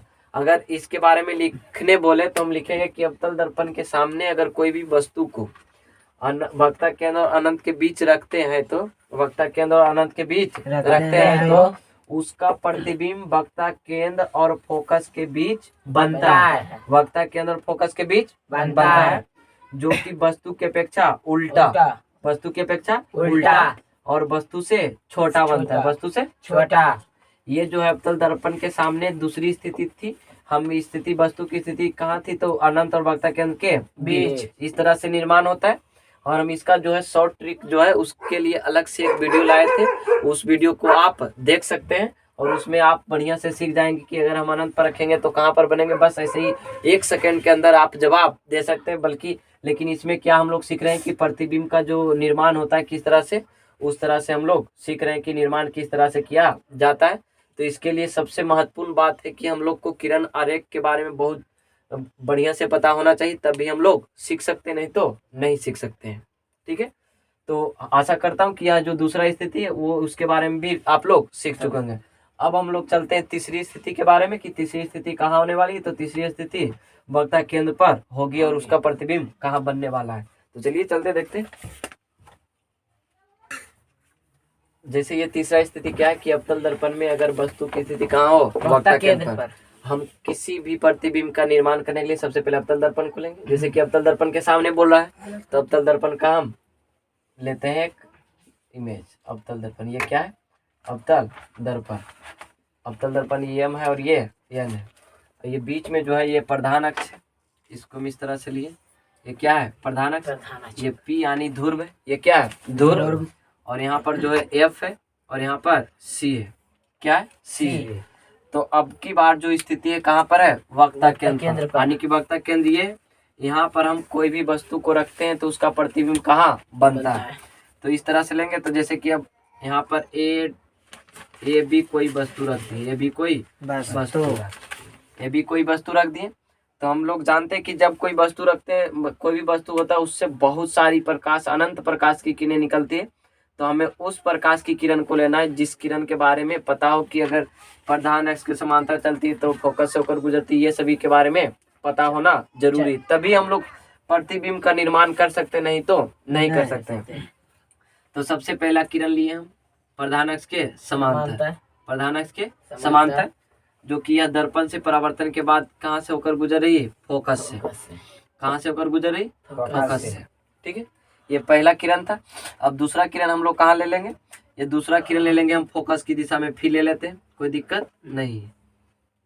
जैसे हम फोकस की दिशा में ले रहे हैं, और फोकस के दिशा में लेने के बाद ये देखिए जहाँ पर एक दूसरे को काटेगी वहां पर उस वस्तु का प्रतिबिंब निर्माण होगा, उस वस्तु का प्रतिबिंब का निर्माण होगा। तो ये देखिए, ये दर्पण से परावर्तन के बाद एक दूसरे को इस बिंदु पर काटी, इस बिंदु पर काटी है। तो यानी कि यह जो ए बी वस्तु है उसका प्रतिबिंब यहाँ पर बन चुका है। तो हम इसको इस तरह से लिख सकते हैं। जैसे इसको हम इस तरह से मिला देंगे, यहाँ इस तरह से मिला दिए। यहाँ पर जो सी है ना, अब इसको इस प्रतिबिंब को नाम दे देंगे। ये ए डैश है और इधर ये बी डैश है, ए डैश और बी डैश। तो ये देखिए कि अगर हम कोई भी वस्तु को वस्तु की स्थिति जो है वक्ता केंद्र पर है, कहाँ है, वक्ता केंद्र पर, तो उसका प्रतिबिंब भी कहाँ बना, वक्ता केंद्र पर ही बन गया, वक्ता केंद्र पर ही बन गया। हम इसको ट्रिक से भी, लॉजिक से भी बताए थे कि जो वक्ता है उसको बकने दो, मतलब है ना। तो ये देखिए, हम उसको लास्ट में रिवीजन बता देंगे कि बस खाली आप देखिएगा क्वेश्चन और उसका आंसर भी बोल देंगे। तो वीडियो को हमेशा अंत तक देखें, और अगर वीडियो अच्छा लगे तो आप कमेंट में जरूर बताएं, उससे हमको जो होता है प्रोत्साहन मिलता है कि हाँ कुछ अच्छा कर रहे हैं। तो जब देखिए हम जब कोई भी वस्तु की स्थिति अगर वक्ता केंद्र पर रखते हैं तो उसका प्रतिबिंब कहाँ बनता है? वक्ता केंद्र पर ही बनता है। कहाँ पर बनता है? वक्ता केंद्र पर ही बनता है। तो हम लिखेंगे कि इस तरह से लिखेंगे कि जब हम कोई भी वस्तु को अवतल दर्पण के सामने वक्ता केंद्र पर रखते हैं तो उसका प्रतिबिंब वक्ता केंद्र पर ही बनता है, जो कि वस्तु के बराबर बनता है, जो कि वस्तु के बराबर बनता है, वस्तु के बराबर बनता है। ठीक है। और जो वस्तु की अपेक्षा उल्टा होता है, वस्तु की अपेक्षा उल्टा। और प्रतिबिंब वास्तविक है या तो आभासी। वास्तविक है ना, क्या है? वास्तविक। तो हम लिखेंगे प्रतिबिंब की प्रकृति। प्रकृति कैसी है? वास्तविक और उल्टा। वास्तविक और उल्टा। वास्तविक और उल्टा। क्या है? वास्तविक और उल्टा। वास्तविक और उल्टा। अगर आकार की बात की जाए, आकार ना, तो आकार क्या हो जाएगा? बराबर। क्या हो जाएगा? बराबर। तो ये सबसे पहले यह जो है कि प्रकृति की बात किया जाए कि वस्तु की जो वस्तु जैसे है उसका जो प्रतिबिंब प्राप्त हुआ उसकी प्रकृति कैसी है? तो वास्तविक और उल्टा। वास्तविक और उल्टा। और उसका आकार जो है हमेशा बराबर है, मतलब कि हमेशा नहीं, जब हम वस्तु की स्थिति वक्ता केंद्र पर रखते हैं तो उसका प्रतिबिंब वस्तु के बराबर बनता है, और जो कि वक्ता केंद्र पर ही बन जाता है। कहाँ बनता है? तो वक्ता केंद्र पर ही बनता है। तो हम लिखेंगे इस तरह से, क्या लिखेंगे कि जब कोई भी वस्तु की स्थिति वक्ता केंद्र पर है तो उसका प्रतिबिंब भी वक्ता केंद्र पर बनेगा, और जिसकी प्रकृति वास्तविक और उल्टा, और आकार में जो होगा वक्ता केंद्र पर रखने पर बराबर बनेगा। कैसा बनेगा? बराबर। ये तीसरी स्थिति थी। कैसी? कितनी? तीसरी। अब जो है हम लोग अगली स्थिति पढ़ने वाले वक्ता केंद्र फोकस के बीच। वक्ता केंद्र फोकस के बीच। तो आशा करता हूँ यह भी पॉइंट समझ में आ गया। चलते हैं चौथी कंडीशन। जिसे चौथा स्थिति क्या है कि अवतल दर्पण में अगर वस्तु किसी वक्ता केंद्र और फोकस के बीच स्थित हो, बीच स्थित हो, यानी किस तरह से हम पाएंगे? सबसे पहले किसका? अवतल दर्पण का निर्माण करेंगे। अवतल दर्पण का। अवतल दर्पण का ध्यान से देखेंगे तो जरूर सीख जाएंगे, क्योंकि कोई चीज पर हम लोग ध्यान से अगर ध्यान देते हैं तो ध्यान से ध्यान में आ जाता है। ठीक है। ये देखिए, ये अवतल दर्पण है और बीच से ये प्रधान अक्ष जो टेढ़ा है इसको सुधार लेंगे, सीधा कर लेंगे। ठीक है। काहे कि जलेबी रियन अगर सीधा हुआ तो गड़बड़ा जाएगा। ये पी है और यहाँ पर क्या है? एफ, और ये क्या है? सी। हम कोई भी वस्तु है, दर्पण है, और दर्पण से जब हम देख रहे हैं कि वस्तु की स्थिति कहाँ है? वक्ता केंद्र और फोकस के बीच। तो वक्ता केंद्र और फोकस के बीच इधर होता है कि ये बीच में है। जैसे वक्ता केंद्र यहाँ है और फोकस इधर है, तो वक्ता केंद्र और फोकस के बीच कहने का मतलब यहाँ पर कोई वस्तु होगा, होगा ना। तो यहाँ पर जब भी हम कोई वस्तु को रखेंगे तो उसका प्रतिबिंब कहाँ जाकर निर्माण होगा उसके बारे में देखते हैं। तो देखिए, ये कोई वस्तु रख दी है ए और ये बी, ये भी कोई वस्तु रख दी है। अब इससे हम लोग ऐसे दो किरण को निकालेंगे जो दो किरण के बारे में हम लोग को पता होगा, और वह दो किरण जो होगा एक दूसरे को जिस बिंदु पर काटेगी दर्पण से परावर्तन के बाद, वह इस वस्तु का प्रतिबिंब वहाँ निर्माण होगा। तो सबसे पहले हम बार लेते हैं कि प्रधान अक्ष की एक किरण समांतर लिए, और उसके बाद दूसरा किरण कहाँ ले लेंगे? फोकस की ओर दिशा में। कहाँ? फोकस की दिशा में। तो फोकस की दिशा में लिए, तो ये देखिए, ये लिए एक दूसरी फोकस से होकर गुजर रही, फोकस से होकर गुजर रही। बढ़िया से सीधा से आप लोग स्केल से बनाएंगे, हम तो इसी बना के दिखा रहे हैं। और ये देखिए, इस तरह से बना दिए ना। और ये देखिए, ये एक दूसरे को यहाँ पर काटा है, यहाँ पर काटा है। ये पहले शुरू लिए, मतलब कि प्रधान अक्ष के समांतर, और दर्पण से परावर्तन के बाद ये फोकस से होकर गुजर रही है, और ये एक लिए फोकस की दिशा में, फोकस की दिशा में जो कि प्रधान अक्ष के समांतर चल रही है। तो यह इस बिंदु पर एक दूसरे को काटी है, तो यानी कि यह जो ए बी वस्तु है उसका प्रतिबिंब यहाँ पर बना है। तो हम इसको इधर मिला देंगे। क्या करेंगे? मिला देंगे। और मिलाने पर यह जो हुआ नीचे हो गया ए डैश, ऊपर बी डैश। यानी कि जब ये इधर क्या है? अनंत है ना।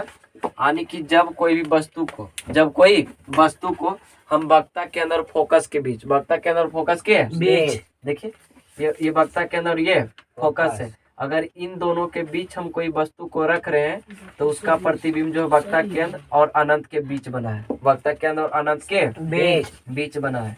और जो कि है वह वस्तु से बड़ा है, वस्तु से बड़ा है और उल्टा है, वस्तु से बड़ा और उल्टा है। और कैसा प्रतिबिंब है? वास्तविक है। कैसा है? वास्तविक। अगर जब भी वास्तविक प्रतिबिंब निर्माण होता है वह हमेशा वस्तु की अपेक्षा उल्टा होता है, वस्तु की अपेक्षा उल्टा होता है। यानी कि जो अगर हेड ऊपर है तो प्रतिबिंब, वस्तु का हेड अगर ऊपर है तो प्रतिबिंब का हेड नीचे है। अगर वस्तु का टेल नीचे है तो प्रतिबिंब का टेल ऊपर। ठीक है, एक दूसरे का उल्टा होता है। तो लिखेंगे कि अवतल दर्पण, जब भी हम अवतल दर्पण के सामने वक्ता केंद्र और फोकस के बीच कोई वस्तु को रखते हैं तो उसका प्रतिबिंब वक्ता केंद्र और अनंत के बीच बनता है, जो कि वस्तु की अपेक्षा वास्तविक और उल्टा बनता है, वास्तविक और उल्टा और वस्तु से बड़ा बनता है। और प्रकृति क्या हो गया? प्रकृति के बारे में लिखेंगे प्रकृति क्या है? बढ़िया से लिखेंगे प्रकृति। तो प्रकृति कैसा होगी? मतलब कि वास्तविक और उल्टा, वास्तविक और उल्टा, वास्तविक और उल्टा, हमेशा वास्तविक के साथ उल्टा और सीधा के साथ आभासी। अब ये देखिए वास्तविक और उल्टा, आकार कैसा हो जाएगा? बड़ा, आकार बड़ा। वक्ता केंद्र से इधर जितना भी होगा छोटा, वक्ता केंद्र के पास आने के बाद बराबर, और वक्ता केंद्र से इधर जैसे ही बढ़ेंगे बड़ा बड़ा बड़ा होते चल जाएगा, है ना। तो आकार में क्या होगा? बड़ा, वस्तु से बड़ा, वस्तु से कैसा होगा? बड़ा। तो ये चौथा कंडीशन था कि जब हम अवतल दर्पण के सामने अगर वक्ता केंद्र और फोकस के बीच कोई वस्तु को रखते हैं तो उसका प्रतिबिंब वक्ता केंद्र और अनंत के बीच बनता है, जो कि वस्तु के अपेक्षा उल्टा होता है, वस्तु के अपेक्षा उल्टा और वास्तविक बनता है और वस्तु से बड़ा बनता है। ये चौथा कंडीशन था। हम पांचवा कंडीशन की ओर चलते हैं कि पांचवा कंडीशन कौन होने वाला है। तो पांचवा कंडीशन ये फोकस पर रखाएगा। कहाँ रखाएगा? फोकस पर। तो फोकस पर रखते हैं तो वस्तु का प्रतिबिंब कहाँ निर्माण होता है वो देखते हैं। जैसे पांचवा कंडीशन है कि अवतल दर्पण में अगर वस्तु की स्थिति फोकस पर हो, कहाँ पर हो? फोकस पर, तो उसका प्रतिबिंब जो है वह कहाँ निर्माण होगा उसके बारे में हम लोग देखते हैं। इससे पहले हम लोग 4 कंडीशन पढ़ चुके थे, 4 स्थिति पढ़ चुके थे, यानी कि जो वस्तु का पोजीशन होता है उसका जो 4 जो पोजीशन होता है उसके बारे में हम लोग पढ़ चुके थे। तो जैसे हम एक अवतल दर्पण लिए, क्या लिए? अवतल दर्पण लिए। अवतल दर्पण जो है हम इसको M और N मान लिए, M और N। और इसके बीच से जो मतलब कि जो लाइंस आती है जो दर्पण को बराबर दो भागों में बांटती है, उसे हम प्रधान अक्ष कहते हैं, या तो प्रिंसिपल एक्सिस कहते हैं, या तो मुख्य अक्ष भी कहते हैं। ये रहा F और ये रहा C, ये F है और ये C है। तो अब हम लोग जो वस्तु की स्थिति कहाँ पर है? फोकस पर। कहाँ है? फोकस पर। तो यानी कि यहाँ पर कोई भी वस्तु को रखेंगे तो उसका प्रतिबिंब का निर्माण कहाँ होगा इसके बारे में हम लोग देखते हैं। जैसे मान लिया जाए हम एक वस्तु रखे F पर, कहाँ रखे? F पर, और इससे जो है हम लोग को 2 किरण लेना है। तो सबसे पहले, इससे पहले तो हम 2 किरण लेते थे कि एक प्रधान अक्ष के समांतर और दूसरा किरण लेते थे फोकस की दिशा में। अब हम लोग कहाँ लेंगे? तो सबसे पहले हम ले लिए एक इधर प्रधान अक्ष के समांतर लिए। कहाँ लिए? प्रधान अक्ष के समांतर। तो प्रधान अक्ष के जब समांतर लिए तो यह फोकस से होकर गुजरेगी, फोकस से होकर गुजरेगी। ठीक है, ये एक पहला है। और दूसरा जो है उसको हम कहाँ से लेंगे? तो दूसरा हम इस तरह से भी तो ले सकते हैं। जैसे कि मान लिया जाए यहाँ से एक वक्ता केंद्र की दिशा में लेते हैं। कहाँ लेते हैं? वक्ता केंद्र की दिशा में, यानी कि इस तरह से लेंगे। यहाँ से कोई भी प्रकाश की किरण निकल रही वक्ता केंद्र की दिशा में, तो वक्ता केंद्र की दिशा में, यानी कि जैसे इस तरह से कोई किरण आ रही है और इधर से जा रही है और ये वस्तु पर भी टकराई है, तो यह दर्पण से परावर्तन के बाद यह ठीक इसी पथ पर लौट जाएगी, ठीक इसी पथ पर लौट जाएगी, ठीक इसी पथ पर लौट जाएगी। तो सबसे पहले क्या लिखें हम? जैसे जिस किरण आरेख के नियम के बारे में जानेंगे उसी किरण को लेंगे। पहला किरण लिए हम प्रधान अक्ष के समांतर, प्रधान अक्ष के समांतर जो दर्पण से परावर्तन के बाद फोकस से होकर गुजरी। और दूसरा जो है वक्ता केंद्र की दिशा में लिए, जो वस्तु से भी टकरा रही, मतलब वस्तु से भी मिल रही, या तो कह सकते हैं वस्तु से भी निकल रही। तो दर्पण से परावर्तन के बाद ठीक किसी पथ पर लौट जा रहे हैं। तो इसमें जो है प्रतिबिंब की स्थिति अनंत पर होगी। कहाँ पर होगी? अनंत पर। जब हम वस्तु की स्थिति फोकस पर रखते हैं तो उसका प्रतिबिंब अनंत पर बनेगा। कहाँ पर बनेगा? अनंत पर। अनंत पर बनेगा। यानी कि कहने का मतलब जब अनंत पर बनेगा तो वह वस्तु की अपेक्षा बड़ा होगा। क्या होगा? बड़ा। यानी कि बहुत बड़ा, सबसे बड़ा। बड़ा। अब तक के जो भी प्रतिबिंब का आकार था उससे सबसे बड़ा मतलब कहाँ पर स्थिति रखने पर होगा? फोकस पर। अगर हम फोकस पर वस्तु को रखते हैं तो उसका प्रतिबिंब अनंत पर बनेगा। कहाँ पर बनेगा? अनंत पर बनेगा। और अनंत पर बनेगा और जो कि वस्तु की अपेक्षा उल्टा भी रहेगा और वास्तविक भी रहेगा। वास्तविक और उल्टा। तो यह फोकस पर जब वस्तु रखते हैं तो इस तरह से प्रतिबिंब का निर्माण होता है। तो हम लिखेंगे आकार में। आकार में। आकार में रखेंगे तो सबसे बड़ा, सबसे बड़ा, सबसे बड़ा, सबसे बड़ा। और प्रकृति तो वास्तविक और उल्टा ही रहेगा। प्रकृति वास्तविक और उल्टा, वास्तविक और उल्टा, वास्तविक और उल्टा। और स्थिति कहाँ रहेगा? तो अनंत पर। कहाँ पर? अनंत पर। फोकस पर रखने पर अनंत पर, और जब अनंत पर रख रहे हैं तो फोकस पर, यानी कि एक दूसरे के उल्टा हो गया। तो जबकि अनंत पर रखते थे तो सबसे छोटा, और जबकि फोकस पर रखते हैं तो सबसे बड़ा। तो ध्यान से याद करेंगे। हम इसका जो है लॉजिक भी बताएंगे। ऐसे तो लॉजिक का वीडियो बना चुके हैं, और अगर जो नहीं देखे वो जाकर देख ले। उसका लिंक जो है डिस्क्रिप्शन में हम डाल देंगे। तो ये देखिए, प्रकृति वास्तविक और उल्टा हो जाएगा। वास्तविक और उल्टा। आकार सबसे बड़ा, मतलब अब तक की जो भी प्रतिबिंब की जो आकार प्राप्त हुआ उसमें से सबसे बड़ा प्रतिबिंब प्राप्त हुआ है ना। अब छठा कंडीशन क्या है कि हम दर्पण और फोकस के बीच कोई वस्तु को रखते हैं तो उसका प्रतिबिंब कहाँ बनेगा। तो चलिए देखते हैं। जैसे छठा कंडीशन है कि अवतल दर्पण में अगर वस्तु की स्थिति फोकस और ध्रुव के बीच हो, फोकस और ध्रुव के बीच, तो सबसे पहले हम देखेंगे इसमें एक स्थिति यह जो है यह बहुत ही डेंजरस है, जो कि दर्पण के पीछे बन जाता है। कहाँ बनता है? दर्पण के पीछे। दर्पण के पीछे बनता है। तो सबसे पहले हम प्रधान अक्ष खींचते हैं। प्रधान अक्ष, ये हो गया प्रधान अक्ष। यहाँ पर मान लिया जाए ये F है और इधर क्या है? C है। और हम वस्तु कहाँ रख रहे हैं? फोकस और ध्रुव के बीच, यानी कि F और P के बीच, या कह सकते हैं फोकस और दर्पण के बीच भी। तो इसका प्रतिबिंब कहाँ बनेगा? तो सबसे पहले हम फोकस और ध्रुव के बीच कोई वस्तु को रखें, कोई वस्तु को रखें। तो इसमें से हम लोग को 2 किरण लेना है, और हर एक वस्तु की स्थिति से हम लोग 2 किरण ले रहे थे। तो सबसे पहला किरण जो होगा हम प्रधान अक्ष के समांतर बार बार ले रहे थे, तो उसी तरह से बार बार प्रधान अक्ष के समांतर ही लिए। सबसे पहला किरण कि हम वस्तु से एक किरण लिए प्रधान अक्ष के समांतर जो फोकस से होकर गुजरी है, और दूसरा किरण लेंगे हम लोग ध्रुव की दिशा में। कहाँ से लेंगे? ध्रुव की दिशा में।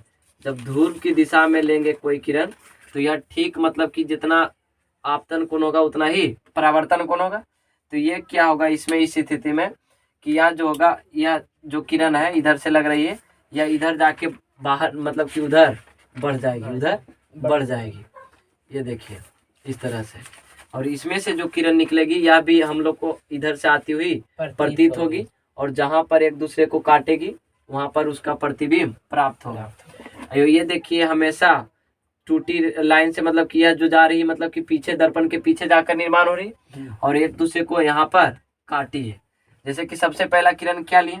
सबसे पहला किरण जो है वो प्रधान अक्ष के समांतर, और दूसरा किरण जो है ध्रुव के दिशा में लिए। कहाँ लिए? ध्रुव की दिशा में। तो जितना डिग्री से मतलब कि जितना डिग्री आपतन कोण होगा उतना ही कोण परावर्तन कोण भी होगा। यानी ध्रुव के दिशा में लिए तो ठीक, यानी कि प्रधान अक्ष के जितना डिग्री कोण मतलब कि यह बन जाएगा आई, उतना ही आर भी बनेगा, मतलब कि उतना ही अक्ष पर ये भी मुड़ जाएगा।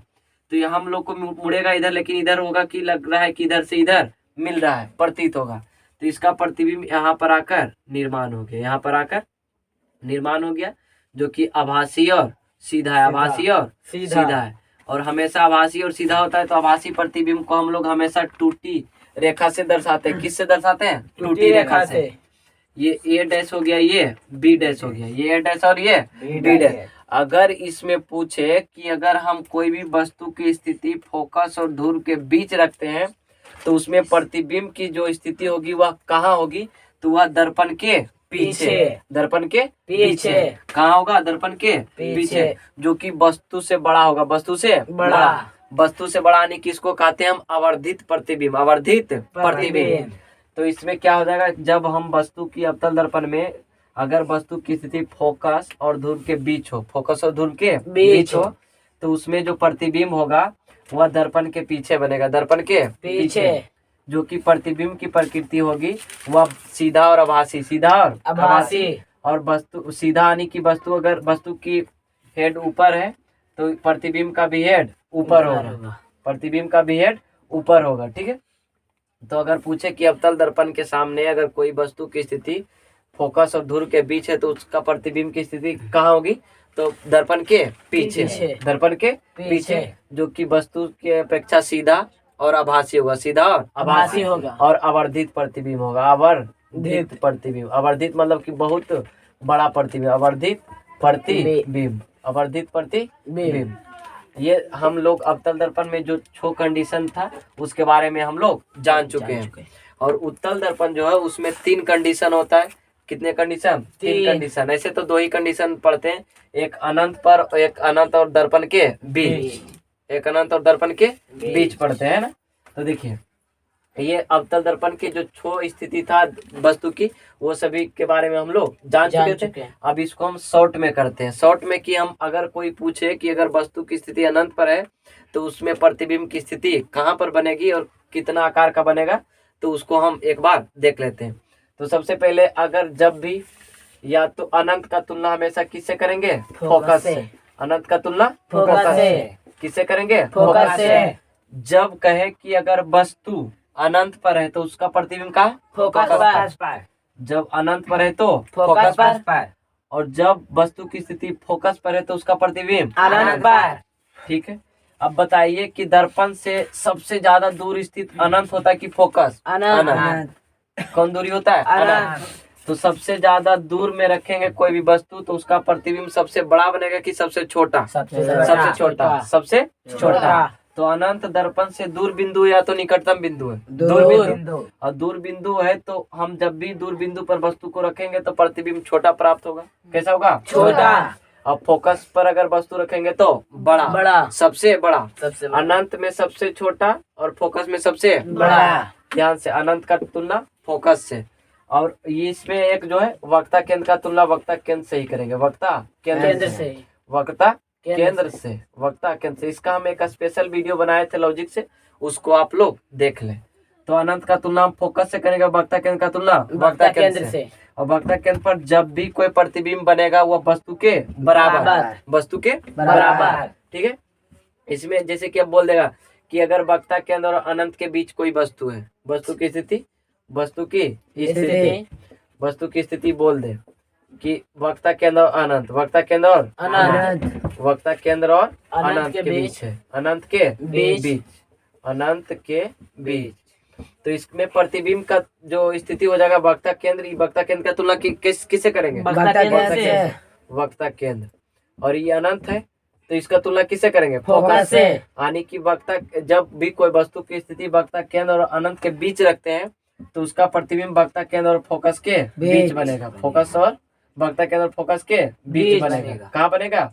वक्ता केंद्र और फोकस के बीच बनेगा। इस तरह से हम एक दूसरे के तुलना करके हम लोग समझ सकते हैं।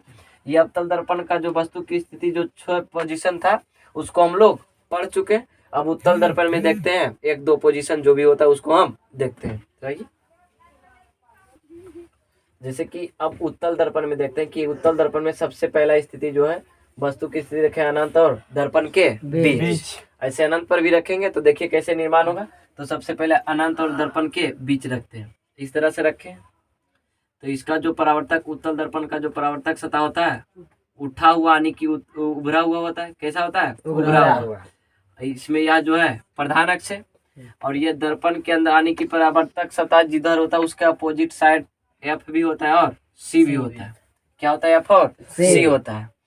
तो इसमें जो है इधर अनंत है और ये दर्पण है यानी कि ध्रुव है। दर्पण के अनंत और दर्पण के बीच हम कोई वस्तु को रख रहे हैं। तो जैसे उसमें किरण आरेख लेकर चलते थे, हम उत्तल दर्पण के लिए भी किरण आरेख को बताए थे। तो सबसे पहला किरण हम ले लिए, मान लिया जाए कौन है? प्रधान अक्ष के समांतर, प्रधान अक्ष के समांतर। तो यह इधर मुड़ जाएगी। किधर मुड़ेगी? इधर। लेकिन यह जो है फोकस पर जाकर मिल जाती। कहाँ पर जाकर?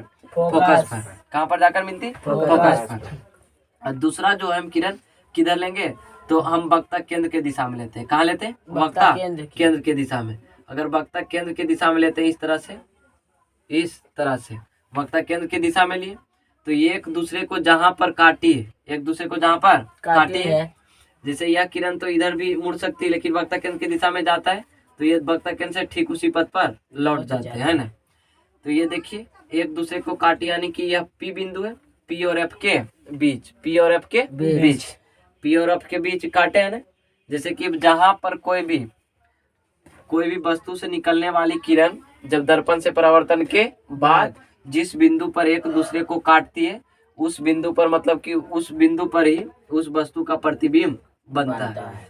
ये भी कोई वस्तु है और यहाँ पर जो काटा है यह कौन सा प्रतिबिंब है? आभासी प्रतिबिंब। कौन सा प्रतिबिंब? आभासी प्रतिबिंब। क्योंकि हम आभासी प्रतिबिंब को हमेशा टूटी रेखा से दर्शाते हैं। किस रेखा से? टूटी रेखा। हम इसको भी इस तरह से कर देंगे कि आती हुई प्रतीत हो जाए। यह फोकस की दिशा में कोई किरण चला है और ठीक उसी पथ पर लौट गया है। और दूसरा किरण लिए थे प्रधान अक्ष के समांतर, जो दर्पण से परावर्तन के बाद हमें लग रहा था कि फोकस से आती हुई प्रतीत हो रही। काहे कि उत्तल दर्पण में हम लोग पहले ही बताए थे कि उत्तल दर्पण में हमेशा आती हुई प्रतीत होती है, जबकि अवतल दर्पण में हमेशा मिलती हुई प्रतीत होती है। और दर्पण के जो पीछे जितना भी प्रतिबिंब बनेगा वह वस्तु की अपेक्षा सीधा बनेगा। कैसा बनेगा? सीधा बनेगा। कैसा बनेगा? सीधा और आभासी। और उत्तल दर्पण में प्रतिबिंब जो होता है हमेशा वस्तु से छोटा, ज्यादा हो सकता है तो बराबर भी बन सकता है, ऐसे हमेशा छोटा बनता है। कैसा बनता है? छोटा।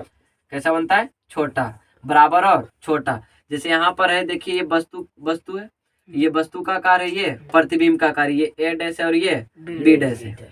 तो यह देखिए वस्तु की अपेक्षा यह छोटा है। क्या है? छोटा। तो लिखेंगे कि जब उत्तल दर्पण के सामने अगर कोई भी वस्तु की स्थिति अनंत और ध्रुव के बीच है तो उसका प्रतिबिंब दर्पण के पीछे ध्रुव और फोकस के बीच बनेगा, जिसकी प्रकृति सीधा और आभासी होगी। प्रतिबिंब की प्रकृति सीधा आभासी और वस्तु से छोटा होगा। ये उत्तल दर्पण में जब हम वस्तु को अनंत पर रखे थे तब, और जबकि हम अगर अनंत पर नहीं, अनंत और ध्रुव के बीच रखे थे तब। और जब हम लोग अनंत पर रखते हैं तो उसमें जिस तरह से अवतल दर्पण में निर्माण हुआ था उसी तरह से निर्माण हो जाएगा। जैसे ये देखिए इस तरह से, ये कोई मतलब ये प्रधान अक्ष है, यहाँ पर ये F है और ये C है। अनंत से हम अनंत पर कोई वस्तु, तो यानी कि अनंत से कोई प्रकाश की किरणें आ रही थी, प्रधान अक्ष के समांतर। प्रधान अक्ष के क्या होगा? समांतर। तो समांतर होगी तो यानी कि यह कहाँ पर जाकर मिलेगी? फोकस पर। कहाँ पर? फोकस पर। हम लोग को प्रतीत होगा कि फोकस से आकर मतलब कि होकर आ रही, फोकस से आकर होकर आ रही है। जैसे उत्तल दर्पण हो या तो अवतल दर्पण, जब भी प्रधान अक्ष के समांतर कोई किरण चलती है, प्रधान अक्ष के कोई समांतर किरण चलती है तो उत्तल दर्पण में फोकस से आती हुई प्रतीत होती है, और जबकि अवतल दर्पण में फोकस से होकर गुजरती है। तो इसमें तीन ही स्थिति हो सकता है, एक ध्रुव पर, एक अनंत पर, एक अनंत और दर्पण ध्रुव के बीच। तो किस तरह से बनता है, यानी कि बस डायरेक्टली हम बता देते हैं कि अगर ध्रुव पर रहेगा कोई भी वस्तु की स्थिति तो उसका प्रतिबिंब ध्रुव पर ही बनेगा। कहाँ पर बनेगा? ध्रुव पर, जो कि वस्तु के बराबर बनेगा, और जब अनंत पर रहेगा तो वह भी दर्पण के पीछे ही बनेगा, फोकस पर जाकर। कहाँ पर बनेगा? फोकस पर, जो कि वस्तु की स्थिति होगा हमेशा सीधा और आभासी। साफ साफ हम कह सकते हैं कि उत्तल दर्पण में हमेशा प्रतिबिंब जो होता है सीधा और आभासी बनता है, सीधा और आभासी। और उत्तल दर्पण में कभी भी वस्तु से बड़ा प्रतिबिंब नहीं बनता है, कभी भी वस्तु से बड़ा प्रतिबिंब नहीं बनता। अगर कोई पूछे कि वह कौन सा दर्पण है जिसमें जो प्रतिबिंब का आकार हमेशा वस्तु से छोटा या वस्तु के बराबर बनता है, तो वह होता है कौन सा दर्पण? उत्तल दर्पण। इसमें कभी भी वस्तु से बड़ा प्रतिबिंब प्राप्त नहीं होता। और इसमें ऐसा भी होता है कि हमेशा जो है वस्तु की जो प्रतिबिंब जो बनता है उसकी जो प्रकृति होगी वह हमेशा सीधा होगा। कैसा होगा? सीधा और आभासी। सीधा और आभासी। जबकि अवतल दर्पण में हम लोग देखे थे कि अवतल दर्पण में जो प्रतिबिंब का निर्माण होता है वह वास्तविक भी हो सकता है और आभासी भी हो सकता है, वास्तविक और आभासी। तो पूछ सकता है क्वेश्चन इस तरह से कि वह कौन सा दर्पण है जिसमें हम लोग दोनों तरह के या तो दोनों प्रकार के प्रतिबिंब को प्राप्त कर सकते हैं। तो वह दर्पण आंसर होगा अवतल दर्पण। कौन सा दर्पण? अवतल दर्पण। इसमें जो उत्तल दर्पण और अवतल दर्पण एक ऐसा दर्पण है जिसमें मतलब कि आभासी प्रतिबिंब प्राप्त होता है। क्योंकि समतल दर्पण में भी हम लोग पढ़े थे, तो उसमें प्रतिबिंब जो होता है वह वस्तु की अपेक्षा आभासी बनता है। प्रतिबिंब कैसा बनता है? आभासी। और उत्तल दर्पण में भी हमेशा प्रतिबिंब कैसा रहता है? आभासी। अब हम लोग पढ़ने वाले हैं कि अवतल दर्पण के उपयोग और उत्तल दर्पण के उपयोग। तो देखते हैं, आइए। जैसे अवतल दर्पण का उपयोग, अवतल दर्पण का उपयोग। तो अवतल दर्पण का उपयोग सबसे पहले जब देखते हैं कि कहीं भी हम लोग आंख कान नाक का जो रोग विशेषज्ञ डॉक्टर होते हैं वो किस दर्पण का प्रयोग करते हैं? तो अवतल दर्पण। देखते होंगे कि यहाँ पर जो है एक टॉर्च की तरह, मतलब कि एक टोपी की तरह बांधे रखता है। वह कौन सा दर्पण होता है? अवतल दर्पण। क्योंकि जो सामने वाला जो लाइट होता है जब उस पर पड़ता है तो वह जिस वस्तु को देखना चाहता है उस पर मतलब केंद्रित करके उसको बहुत बढ़िया से दिखाई देता है। तो अवतल दर्पण का उपयोग सबसे पहले कौन सा डॉक्टर करता है? जो आंख कान नाक का विशेषज्ञ होता है, आंख कान नाक का विशेषज्ञ होता है। दूसरा जो है अवतल दर्पण का उपयोग डिश एंटीना में किया जाता है। किस में? डिश एंटीना में। तो डिश एंटीना में किया जाता है। किस में किया जाता है? डिश एंटीना में। और तीसरा जो है मोटर गाड़ी के हेड लाइट में। तीसरा मोटर गाड़ी के हेडलाइट में, जो लाइट होता है जो हम लोग जिसके सहारे से रात को गाड़ी चलाते हैं उसको ही हेड लाइट आने की अवतल दर्पण का उपयोग जो है मोटर गाड़ी की हेडलाइट में भी किया जाता है। अगला जो कंडीशन है कि वह इसका जो प्रयोग है सोलर कुकर में भी किया जाता है। और फिर सर्च लाइट आने की जो टॉर्च हम लोग कहते हैं उसमें भी प्रयोग किया जाता है। और छठा जो कंडीशन है कि उसमें जो बोल रहा है कि अवतल दर्पण का उपयोग दाढ़ी बनाने में भी किया जाता है। अगर कोई पूछे कि अवतल दर्पण का उपयोग किस किस चीज में किया जाता है तो पहला क्या, आँख कान नाक रोग के जो डॉक्टर है वह भी किस दर्पण का प्रयोग करते हैं? अवतल दर्पण। और किस में प्रयोग होता है? डिश एंटीना में। डिश एंटीना में। मोटर गाड़ी जो है, मोटर गाड़ी की हेडलाइट में कौन दर्पण का उपयोग? अवतल दर्पण। सोलर कुकर में किस दर्पण का उपयोग? जबकि हम समतल दर्पण का प्रयोग भी बताए थे कि समतल दर्पण का प्रयोग भी सोलर कुकर में किया जाता है। और जो सर्च लाइट है उसमें भी कौन सा दर्पण? अवतल दर्पण। दाढ़ी बनाने में कौन सा दर्पण? अवतल दर्पण। और ये जो है उत्तल दर्पण का उपयोग है जो साइड मिरर, मतलब कि जब भी कोई गाड़ी का जो साइड मिरर होता है, मतलब कि साइड में जो दर्पण लगा होता है वह कौन सा दर्पण होता है? उत्तल दर्पण। और यह जो परावर्तक लैंप है उसमें भी किस दर्पण का उपयोग किया जाता है? उत्तल दर्पण। तो यह अवतल दर्पण का उपयोग और ये उत्तल दर्पण का उपयोग था। तो आशा करता हूँ इसको भी आप लोग सीख चुके होंगे, जान चुके होंगे। अब हम लोग चिन्ह परिपाटी की ओर चलते हैं कि चिन्ह परिपाटी के हिसाब से ही हम लोग न्यूमेरिकल बना सकते हैं। तो चिन्ह परिपाटी को भी बढ़िया से देख लेते हैं। जैसे अब हम लोग सीखने वाले हैं चिन्ह परिपाटी के बारे में, और इसी से हम लोग कोई भी न्यूमेरिकल को बना सकते हैं। ठीक है, तो सबसे पहले हम लोग चिन्ह परिपाटी को खूब बढ़िया से समझ लेते हैं। ऐसे तो हम चिन्ह परिपाटी का भी वीडियो डाल चुके हैं, अगर जो नहीं देखे वो जाकर देख लें, उसमें और भी विशेषता से बताया गया। तो चिन्ह परिपाटी को समझने से पहले हम लोग को ये जो है कोऑर्डिनेट उसको उसके बारे में समझना होता है। तो ऊपर में क्या होता है? बाई और नीचे बाई डैश, और इधर जो एक्स होता है और इधर एक्स डैश, इधर एक्स और इधर एक्स डैश होता है ना। तो देखिए यहाँ पर जो दूरी होता है वह मूल बिंदु होता है। क्या होता है? मूल बिंदु। मूल बिंदु, मूल बिंदु, मूल बिंदु। ठीक है, तो सबसे पहले देखिए मूल बिंदु से जो आने की इधर जो है ये दाईं तरफ दूरी है। क्या है? दाईं तरफ। और मूल बिंदु से जो भी दाईं तरफ दूरी मापी जाती है, मूल बिंदु से जो दाईं तरफ, किस तरफ? दाईं तरफ। मूल बिंदु से दाईं तरफ ये है, और मूल बिंदु से जो दाईं तरफ दूरी होती है वह सभी धनात्मक होती है। लिखेंगे दाईं ओर दूरी, दाईं ओर दूरी, दाईं ओर दूरी, दाईं ओर दूरी क्या होगी? धनात्मक। कैसी होगी? धनात्मक। ठीक है, दाईं ओर दूरी सभी जो होगी धनात्मक। और जो भी है मूल बिंदु से बाईं ओर की दूरी, किधर? बाईं ओर की दूरी, मतलब बाईं, बाईं, बाईं ओर जो होगी ऋणात्मक होगी। क्या होगी? ऋणात्मक। ध्यान से, अगर जब भी देखेंगे हम इसी से दर्पण, इस पर हम दर्पण ला के स्थित करेंगे और उसके बाद आप खुद ब खुद समझ जाएंगे कि इसमें अवतल दर्पण में फोकस दूरी धनात्मक होगी कि ऋणात्मक होगी। सब आप ही बताएंगे, हम कुछ बताने वाले नहीं, बस खाली इसको समझ जाएंगे तब। मूल बिंदु है, मूल बिंदु से जो भी दाईं ओर दूरी है सब धनात्मक मापी जाएगी। कैसी मापी जाएगी? धनात्मक। और मूल बिंदु से जो बाईं ओर दूरी, किधर? बाईं ओर दूरी, सभी दूरी मापी जाएगी किसमें? ऋणात्मक में। किसमें? ऋणात्मक। और मूल बिंदु से जो नीचे की ओर दूरी है, कहाँ? नीचे की ओर, नीचे की ओर दूरी जो भी होगी वह भी कैसी न पाएगी? ऋणात्मक। ऋणात्मक। ठीक है, जिससे सबसे पहले मूल बिंदु से नीचे की ओर सभी दूरी जो होगी ऋणात्मक में मापी जाएगी, और मूल बिंदु से जो बाईं ओर सभी दूरी होगी वह भी ऋणात्मक मापी जाएगी। और जबकि मूल बिंदु से जो ऊपर की दूरी होगी, कहाँ की ऊपर की दूरी, वह धनात्मक होगी। क्या होगी? धनात्मक। ऊपर की दूरी धनात्मक, दाईं ओर भी दूरी धनात्मक। बस अगर आप इतना समझ गए होंगे तो बस उसको दर्पण में हम इसको जब ढालेंगे तो उसमें कोई दिक्कत होने वाला नहीं। ध्यान से, मूल बिंदु से दाईं ओर दूरी, मूल बिंदु से दाईं ओर दूरी धनात्मक होगी, और मूल बिंदु से ऊपर की दूरी भी धनात्मक होगी, और मूल बिंदु से बाईं ओर दूरी ऋणात्मक होगी, और मूल बिंदु के नीचे भी दूरी ऋणात्मक होगी। अब बात करते हैं कि दर्पण, तो दर्पण या तो अवतल हो या तो उत्तल हो, दोनों में हम लोग सभी दूरियां जो होती है वह सभी हम ध्रुव से मापते हैं। कहाँ से मापते हैं? ध्रुव से।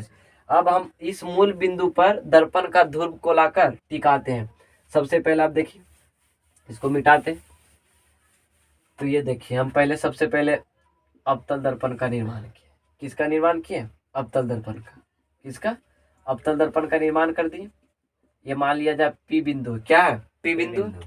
यहाँ से हम इस तरह से क्वाड्रेट फिर से निर्माण किए, और उसके बाद इधर से, ठीक है। और ये तो प्रधान अक्ष हो गया। क्या हो गया? प्रधान अक्ष। यहाँ पर ये पी है, और इधर एफ है, और इधर क्या है? सी है।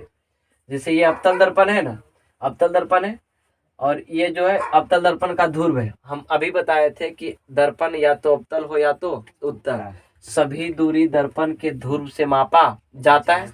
और जबकि क्वाड्रेट में हम बोले थे कि सभी दूरी मूल बिंदु से मापी जाती है।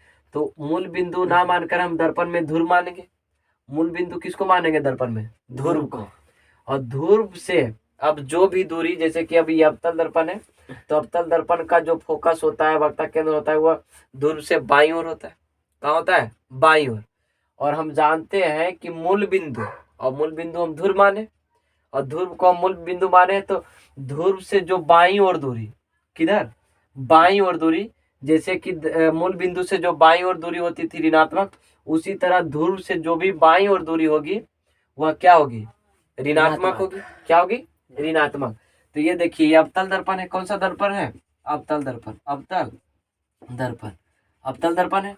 और अवतल दर्पण जो है, अवतल दर्पण से जो भी बाईं ओर दूरी है, फोकस दूरी, फोकस दूरी, फोकस दूरी, या तो फिर वक्ता त्रिज्या, वक्ता त्रिज्या, वक्ता त्रिज्या। फोकस दूरी को हम एफ से सूचित करते हैं, वक्ता त्रिज्या को आर से सूचित करते हैं।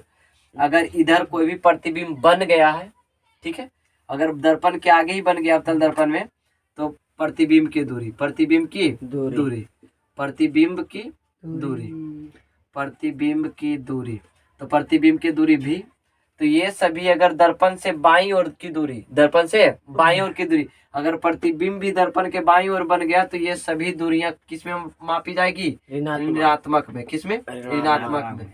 ऋणात्मक में। तो जैसे कि अवतल दर्पण में फोकस दूरी क्या? ऋणात्मक। वक्ता त्रिज्या भी क्या? ऋणात्मक। और जो वास्तविक प्रतिबिंब बनेगा वह दर्पण के हमेशा आगे बनता है, और दर्पण के आगे बनने वाला जो भी प्रतिबिंब की दूरी होगा वह क्या होगा? ऋणात्मक। क्या होगा? ऋणात्मक।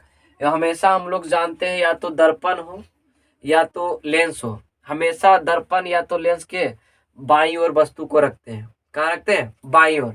तो जब भी या तो अवतल दर्पण हो या तो उत्तल दर्पण, हमेशा वस्तु को कहाँ रखेंगे? बाईं ओर। और बाईं ओर की सभी दूरियां क्या होती है? ऋणात्मक होती। क्या होती? जैसे इसमें जो वस्तु की दूरी हमेशा होगी, या तो लेंस हो या तो दर्पण हो, या तो उत्तल दर्पण या तो अवतल दर्पण हो, हमेशा वस्तु की दूरी बाईं ओर रखी जाती है और मापी जाती है। और जब बाईं ओर रखेंगे तो बाईं ओर की सभी दूरी ऋणात्मक होगी। क्या होगी? ऋणात्मक। तो अवतल दर्पण में जो है फोकस दूरी एफ यानी कि एफ जो होगी वह भी ऋणात्मक, और वक्ता त्रिज्या भी ऋणात्मक, और प्रतिबिंब अगर वास्तविक बना है तो भी उसकी दूरी ऋणात्मक, और वस्तु की दूरी हमेशा ऋणात्मक होती है। ये अवतल दर्पण का कंडीशन था। और जबकि उत्तल दर्पण में क्या होता है कि इसको हम उल्टा करते हैं। क्या करते हैं? उल्टा करते हैं। इसमें जो खाली हमेशा होगा वस्तु की दूरी, किसकी दूरी? वस्तु की दूरी हमेशा होगी ऋणात्मक में, क्योंकि वस्तु की दूरी हमेशा वस्तु को बाईं ओर रखते हैं। कहाँ रखते हैं? बाईं ओर। और जबकि उत्तल दर्पण में इधर एफ होता है, इधर सी होता है, यानी कि ध्रुव के दाईं ओर होता है, उत्तल दर्पण में ध्रुव के दाईं ओर। यानी कि इसमें जो उत्तल दर्पण में है फोकस दूरी या वक्ता त्रिज्या या प्रतिबिंब भी हमेशा दर्पण के पीछे बनता है, तो प्रतिबिंब की दूरी भी हमेशा धनात्मक होगी। तो उत्तल दर्पण में वक्ता त्रिज्या फोकस दूरी और उसके बाद प्रतिबिंब दूरी क्या हो जाएगा? धनात्मक। क्या होगा? धनात्मक। और जबकि वस्तु की दूरी या तो अवतल दर्पण हो या तो उत्तल दर्पण हो, तो वस्तु दूरी हमेशा ऋणात्मक में, किसमें? ऋणात्मक में। ये चिन्ह परिपाटी, इसके मदद से हम लोग और भी बहुत सारे पॉइंट होते हैं, तो अगर उस भी चिन्ह परिपाटी के लिए एक स्पेशल वीडियो बनाए, उसमें बहुत सारे पॉइंट है, उस वीडियो को भी जाकर आप जरूर देखें। तो ये चिन्ह परिपाटी था, इसकी मदद से हम लोग कोई भी न्यूमेरिकल प्रकाश का परावर्तन का जो है उसको हम बना सकते हैं। तो ये था प्रकाश का परावर्तन चैप्टर का। तो इसमें एक टॉपिक और एक पॉइंट और है, आवर्धन। क्या होता है? आवर्धन। तो आवर्धन जो कहता है कि जितनी प्रतिबिंब की ऊंचाई होगी, प्रतिबिंब की ऊंचाई तथा वस्तु की ऊंचाई के अनुपात के बराबर जो भी अनुपात होता है वह आवर्धन होता है। क्या होता है? आवर्धन। यानी कि एम, आवर्धन को एम से सूचित करते हैं, किससे? एम से। और एम बराबर होता है प्रतिबिंब की ऊंचाई, प्रतिबिंब की ऊंचाई और बटा वस्तु की ऊंचाई, यानी कि हम आवर्धन को डिफिनेशन यहाँ से भी बना सकते हैं कि प्रतिबिंब की ऊंचाई और वस्तु के ऊंचाई के अनुपात को ही आवर्धन कहते हैं। और इसे किससे सूचित करते हैं? एम से। और इसका कोई भी मात्रक नहीं होता है, नहीं होता है। तो यानी कह सकते हैं आवर्धन जो होता है मात्रक विहीन होता है। तो आशा करता हूँ यह चैप्टर आपको बेहद ही पसंद आया होगा। तो अगर अच्छा लगा होगा तो आप जरूर ही कमेंट में बताएं, अगर खराब भी लगा तो भी कमेंट में बताएं, कमेंट कर बताएं कि ये वीडियो जो है आपके लिए किस तरह से मतलब कि जरूरतमंद था। तो वीडियो पर हमेशा लगातार बने रहें। अगला चैप्टर में हम लोग मिलते हैं कि प्रकाश का अपवर्तन किसे कहते हैं, अपवर्तन क्या है, इन सभी चीजों के बारे में जानेंगे। उससे पहले हम प्रकाश का परावर्तन जो भी है उसका न्यूमेरिकल लेकर आते हैं। तो तब तक के